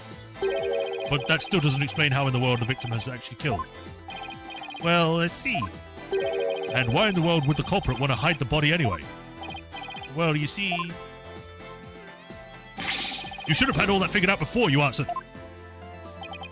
Roll again. Alright, hit me again, Your Honor. I'll swear I'll get it right this time. Why did the culprit do this? Just why did the culprit have the victim fly up after he appeared in the coffin? And how did the victim actually die when he was only pretending to be dead in the coffin? If we can figure out how these two questions relate, the answers should become clear. Could it be? Mr. Mystery must have thought he was still just part of a prank when he appeared on stage. He probably didn't suspect a thing as he was being pulled up into the air. After Miss Wright was called backstage and just as the set piece fell. The culprit had already planted the real murder weapon in a cushion in the catwalk. It was probably a knife or a blade of some sort. What? You mean... Yes, it really was a magical murder. Just as the prank script said, Mr. Mystery was whisked up into the air and straight into a blade there in the catwalk.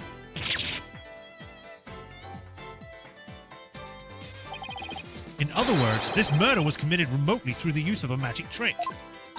What? Remotely? Using this method, it wouldn't matter where Mr. Raytons was at the time of the death. Ugh.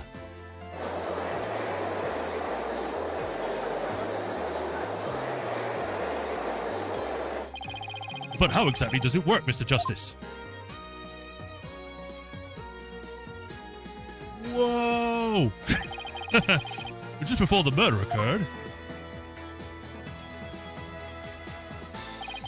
the dragon set piece was up on the catwalk. And Mr. Man of Mystery were connected to each other by a wire at the time. By carrying out the prank, Betty made the dragon set piece fall, which caused Mr. Mystery to rocket straight up. Whee! And into the blade in the cushion.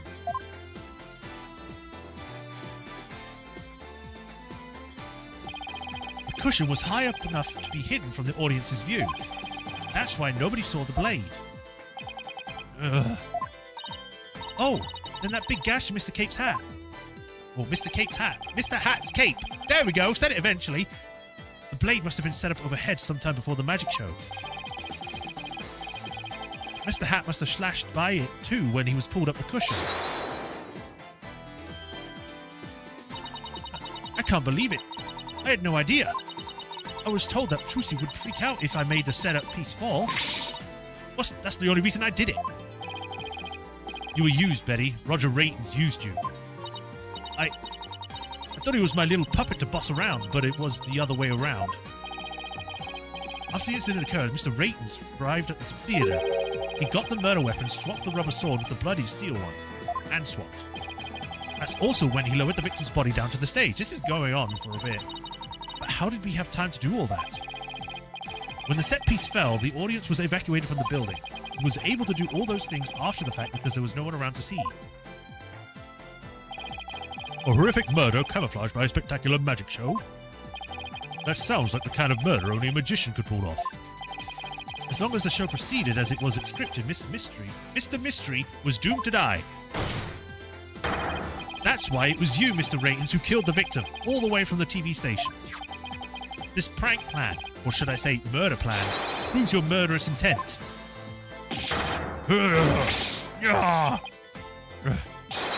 Gramry!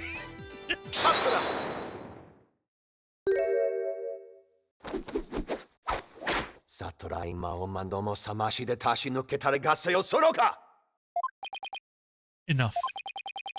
You're dim-witted, ignorant, imbecilic, putrid red pepper. You can't possibly have counter-argument to make. Talk about not knowing when to let it go and move on. Do you have a rebuttal or something, Prosecutor Samadi? No blade of any kind was found in the catwalk, which means you have no evidence to support your theory. But Mr. Raytons retrieved it after the fact. Which still leaves you with no way to prove your wildly fantastic remote murder theory. But without proof, does it not make more sense to believe the murder was committed there on the stage?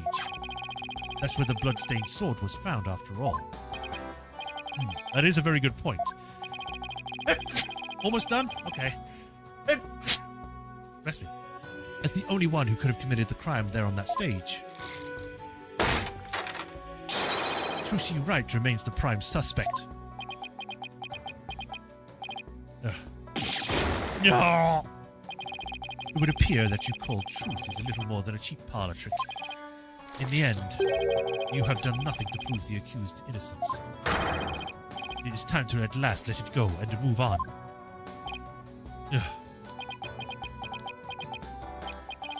Oh, are you seeing this, magnifique Gramry? My magic is exacting punishment for you on your granddaughter. The Gramry name is done for. Apollo, we need to hit them with a decisive piece of evidence here. I know, that's just what I was thinking. Mr. Justice, do you or don't you have anything to prove that the witness committed this remote murder you proposed? Of course I do, Your Honor. This entire incident was carried out exactly according to the script. Right, so theoretically there should be no evidence for us to find or use. Which means our best bet is to see if something unscripted happened. There's got to be something Ratons couldn't have foreseen. And once I find it, that's how I expose his murderous trick. Get ready, Mr. Ratons, because I'm about to reveal the secret to your magic. There are no tricks or gimmicks here, just some good old-fashioned logic. My palace time! Whoa, this is cool. This is now first person. As long as the magic show went as scripted, the murder would have happened without fail. Everything in this case was perfectly planned out, so there'd be no evidence left behind. Still, one thing happened that definitely wasn't in the plan. What part of the magic show wasn't part of the original plan? Probably Bonnie's mistake. Whee! We're going faster! Whoa! Oh god! Okay. Bonnie made a mistake during Truce's escape trick. What mistake did Bonnie make during the life trick? Her life choices. No, I should never say a person's life choices are a mistake. I'm sure she can make a great magician someday if she works hard at it. Good luck, Bonnie. Anyway, getting back to the case. What was it that Bonnie did during Truce's escape trick? Yeah, achievement! Probably Mr. Hat's positioning. Mr. Hat was placed in the wrong spot. Because Bonnie placed Mr. Hat to the right of the coffin instead of the left. Trucy had to reappear on the side of the coffin opposite to the one the shadow script, or show script. But the culprit didn't know that when he first arrived at the theatre, which means he was bound to make a slip-up when he tampered with the crime scene. I like that it's getting faster and faster. Which part of the culprit cover-up attempt was affected by Trucy's new position? Which part of the culprit's cover-up attempt was affected by Trucy's new position?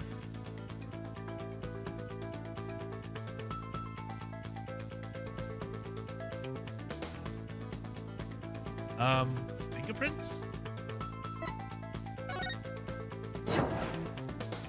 No, that's not right. Even if Trucy's position changed, that wouldn't affect the placement of fingerprints on the outside of the coffin. Besides, Trucy didn't leave any fingerprints. So in that case... I guess blood. It was either going to be fingerprints or the blood. The blood was on the wrong side of the coffin too. Thinking Trucy had appeared on the left, the culprit must have put the blood in the left hole. But the blood was eventually discovered in the right hole during the police investigation. If the killer had originally put the blood on the left side, that means he must have tampered with the scene again afterwards to make it line up with the facts. To make the crime scene consistent with the facts, the culprit must have swapped the coffin sides.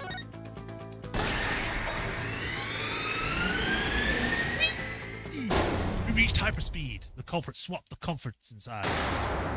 I can't read. That's right, the left and right panels of the coffin are interchangeable. The culprit must have switched the two panels to make the bloodstain fit the facts. But the switch must have given rise to something unnatural. Oh, I remember now. There was something unnatural about the coffin, and it's just the evidence I need. Now it's the fingerprints. Sorry, Mr. Ratings, but I have some very conclusive proof to your guilt. That camera view wasn't very flattering for him. It made it look like he had a big nose. Another bluff, is it? There's no way you have anything of the kind. My magic is real. No, there are tricks and gimmicks to it, just like any other illusion. What? What did you say to me? After the murder, you switched the left and right panels of the coffin, didn't you? Ugh. And because you did, you left behind something very unnatural for us to find. This proves that Roger Ratings tampered with the crime scene.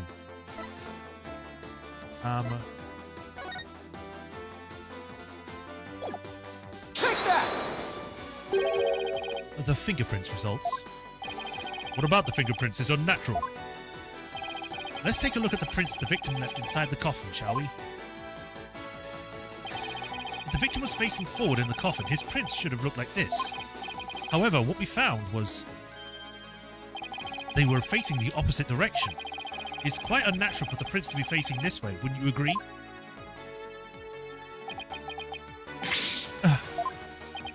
It is strange, isn't it? But how did they get this way?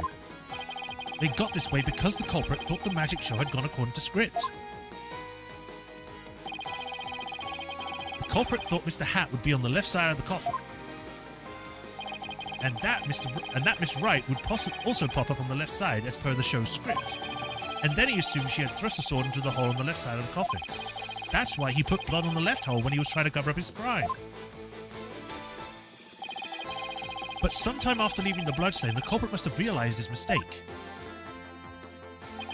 He found that due to Bonnie's mistake, the hat was on the right of the coffin. Mr. Hat. And that despite the script, Miss Wright had thrust the sword into the hole on the right. In short, the hole with the blood in it was the side opposite the one that Trilogy used. To make the blood location fit the facts, he had to tamper with the evidence yet again. So he tried to cover his tracks by switching the coffin's left and right panels. Oh, and that's how the fingerprints in the coffin ended up backwards. Because the culprit switched the two side panels around. The prints ended up facing the opposite direction. But instead of going through all the trouble with the panels, why didn't the culprit just wipe the blood away and redo it on the other side? I'm afraid that wouldn't have worked, Your Honor, because of a little something called luminol testing. Oh, right, luminol. I almost forgot. Luminol can detect trace amounts of blood, even if it's been wiped away, right? That's right. Wiping the blood away would have just only served as proof of the meddling. How about it, Mr. Reyes? I did a pretty good job figuring out your trick, didn't I? Objection! Trilogy Wright could have done the same just as easily. You have no proof that it was the witness who tampered with the evidence. Objection! Ah, but I do have proof. What? The person who was in the magic show would never have made the mistake of putting the blood on the wrong side. Least of all Miss Wright, who surely would have remembered she was on the other side. Oh my, you're absolutely right. Why, you impudent. I'm sure you've realized it by now, Prosecutor Samadi, that your claim that Miss Wright is the culprit just doesn't hold up. You and your accused are most certainly bound for hell.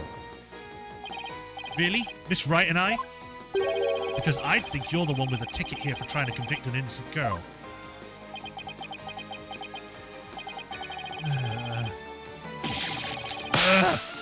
He broke his beads! It slapped him in the face! Yeah! Prosecutor Samadi, are you alright? Never mind him. As for the true culprit, he is someone who knew how the show was supposed to go but didn't actually see it. And someone who had the chance to tamper with the crime scene after the incident. And the only person who fits the bill is you, Roger Ratens. Gramry! All of the secrets to your crypts have been revealed. And with no tricks left, I'm afraid your show has been cancelled. Permanently. Big finger.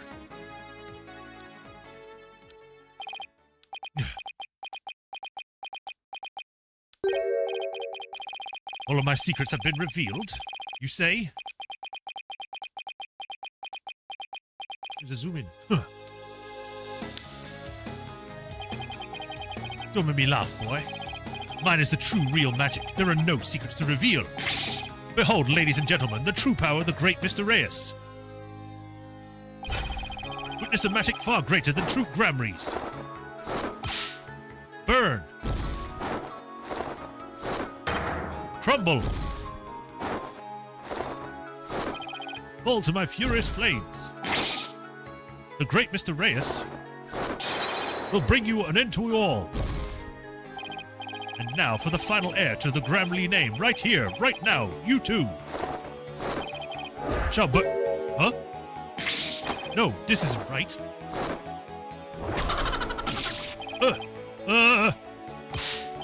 No, I didn't do anything wrong. No. It's not my fault. I'm not the one to blame. I'm the victim here. What? Stop! No! Curse you, Gramry!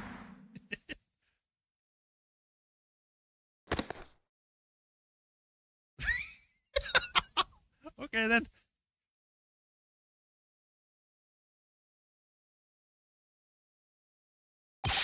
Curse those Gramries. It's all because of them. Even now they wound me. Curse them all to the abyss.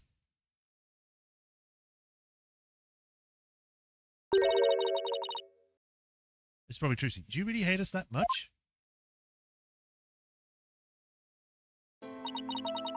Does your hatred run that deep? Deep enough to kill an innocent man? You're damn right. You have no idea what humiliations I had to suffer. Your grandfather, Magnific Gramry, tricked me out of after I got hurt dancing my magic, or practicing. He said I was too unskilled, that I would mess up on stage. He threw me out of the troupe just because he was worried about his own reputation.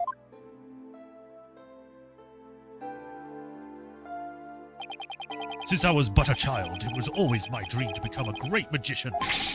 But that Magnific, he took it all from me. But that's no excuse. That's no reason to do something so evil. Magic is supposed to make people happy, not used as a means for murder.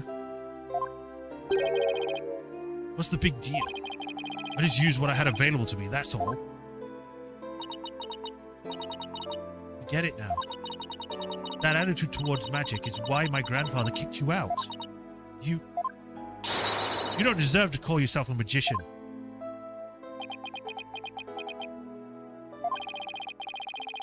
Don't deserve? I don't know about that. After all, you were completely taken in by my magic, were you not? If not for that lawyer over there, you would be on your way to prison to speak, and his stupid dog, too! You're right. I didn't see through your tricks. Oh, whoops. You see, in the end, Groot Grammy was defeated by the great Mr. Reyes. You're not fit to lecture me from on high, Trucy Wright. You don't even deserve to call yourself a magician. You're a naive greenhorn.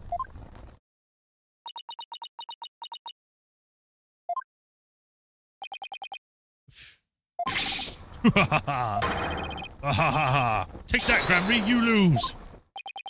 If anyone needs to learn to let it go and move on, it's this guy. This court of my prison can both burn in the flames of my creation. He's gonna burn his whole place?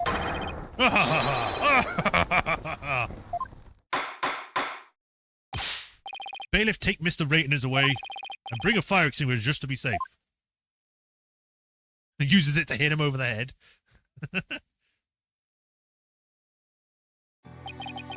It looks like we've reached the end. I feel as though I've been watching a grand magic show.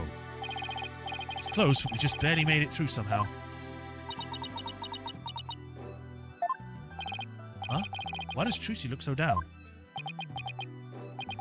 Miss Wright? Yes, Your Honor? I'm about to announce my verdict. Could I see that wonderful smile of yours? That smile of a true entertainer, as I do? Entertainer? Yes, Your Honor. Now then, this court finds the defendant, Trucy Wright. Objection! There's a whole sketch where they play out just how stupid he is. That'll be great. Not guilty. Yeah!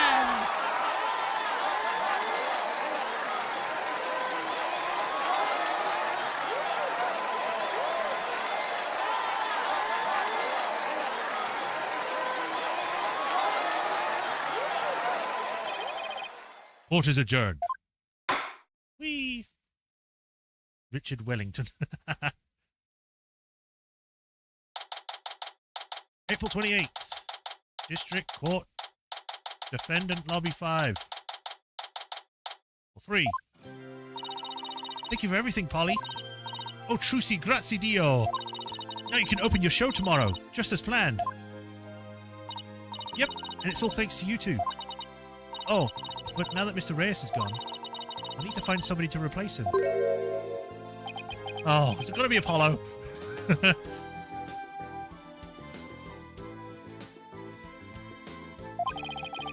I don't like the way she's looking at me.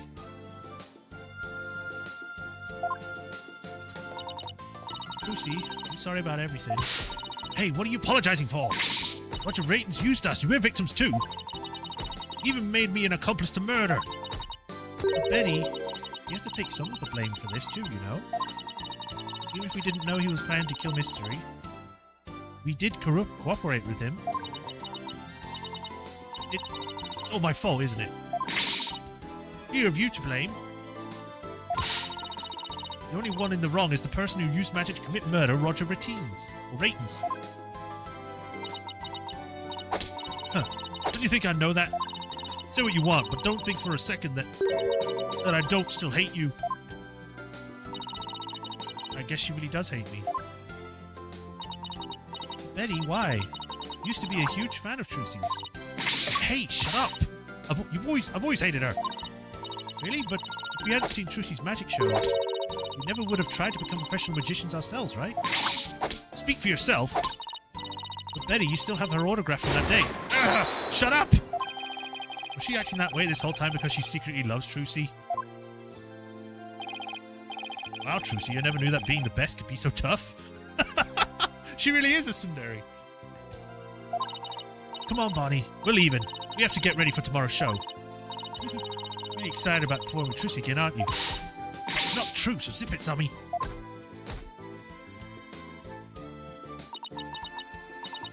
Holly? Do you think I really am a naive greenhorn? Huh? No way. She's not. We just had this. We don't need a flashback. After all, you were completely taken in by my magic, were you not? If not for the lawyer, you would have found your way to the prison and speak.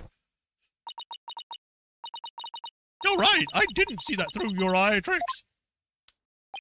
You see, even in the end, it's your true gravity is defeated by the great Mr. Reyes. Roar. I'm a moron. Oh, you're not fit to lecture me from on high, Trucy, right? You don't even deserve to go magician, you naive greenhorn. Trucy, don't tell me you're taking what Rayton said to heart. Well, maybe a little. I didn't see through his tricks, and I let myself get taken in by his magic.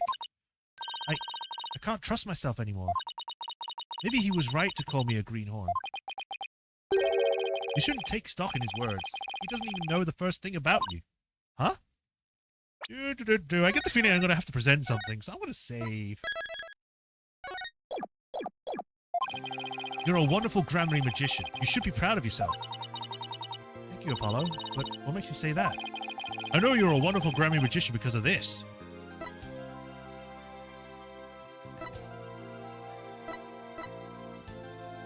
This one, I guess. Take that! My grandfather's notebook? The Grammary Creed. A true entertainer always keeps a smile on their face. When you performed your magic trick in court today, you showed the world your dedication to the troops' creed. Even through all the jeering, you kept a smile on your face and won the crowd over. You are everything Magnifi could hope for in that air. You're a great magician, Trucy. Go on, you're going to make her cry again. A great magician? Me? You really are. That's why you don't have to worry about that, what Ratine said. Oh, Polly. Thank you. Still, I couldn't have done it without you. I would have lost my nerve if I'd been alone up there. I was able to keep on smiling because of you. Me? Remember what you said to me in the detention center? After all, you are sure you swapped that swords, right? Yeah, I remember doing it. Then I just know it wasn't your fault, Trucy. What? How could you say that? You don't have any proof it wasn't me. I mean, I know you're a great lawyer, Polly, but I believe in you, Trucy. And I believe in your skill as a professional magician. And I'm going to prove your innocence. Don't worry, you're going to be fine. Your words are what kept me going.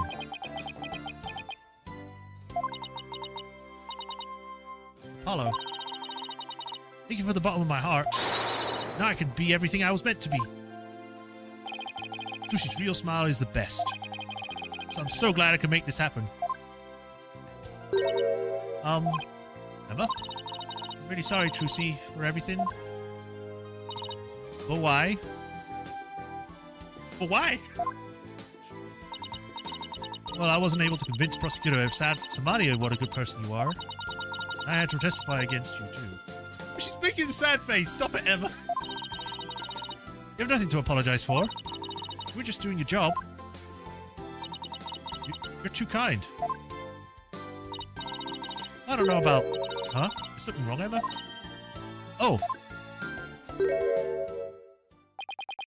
Prosecutor Samadi? What are you doing here? Detective Sky? Yes? I require your forensic expertise in order to close this case. Come, let us go. Wait, Prosecutor Samadhi? Well, the trial is over, Mr. Justice. You and I are strangers once more, with no further need to interact. Strangers? Have you really forgotten all about me? What?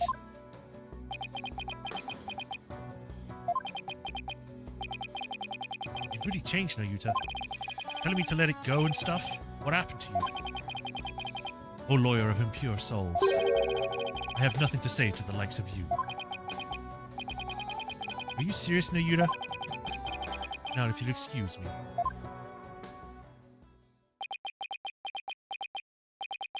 There he goes. What was that all about, Apollo? How do you know Prosecutor Samadhi? Let's just say we're old acquaintances. I also knew him in school. And he also wanted to be an astronaut. Acquaintances? It seems like something more than that. Yeah, well... You don't like to talk about your past, do you? You seem to have a lot of things that happen that you don't tell us about.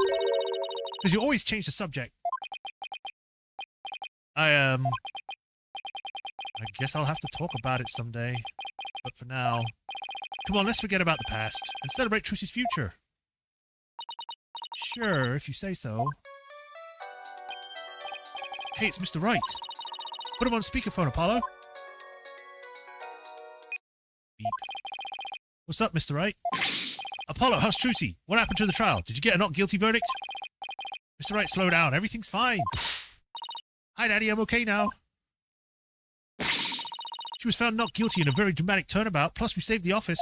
It was a great victory for Apollo. Ooh, that's a load off my mind. I can't thank you enough, Apollo. Now I know I can trust you to hold down the fort anytime. Me? Really? Yeah, you. You're a real full-fledged lawyer now in my eyes. A full-fledged lawyer? Still can't wrap my head around it. Thank goodness you were there to take good care of everything. And thank you, Apollo. No need to go that far, boss. Especially not in front of everyone.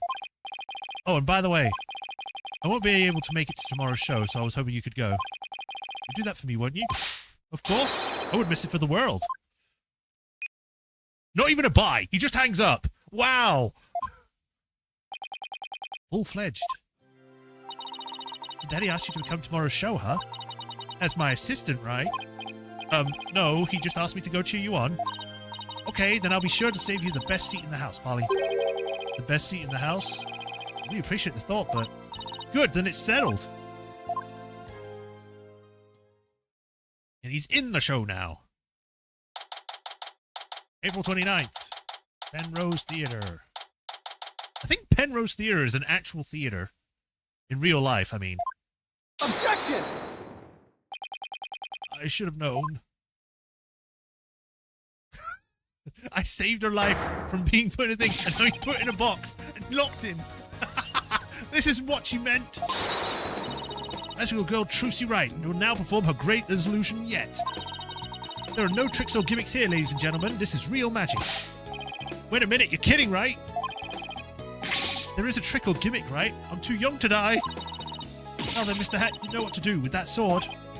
No, wait, stop. Oh! And that is how Trucy and Grammyland ended on a rousing high note. By killing Apollo. With a big round of applause and Polly's ear-splitting screams. What kind of ending is that? Exactly. Why does it end like that?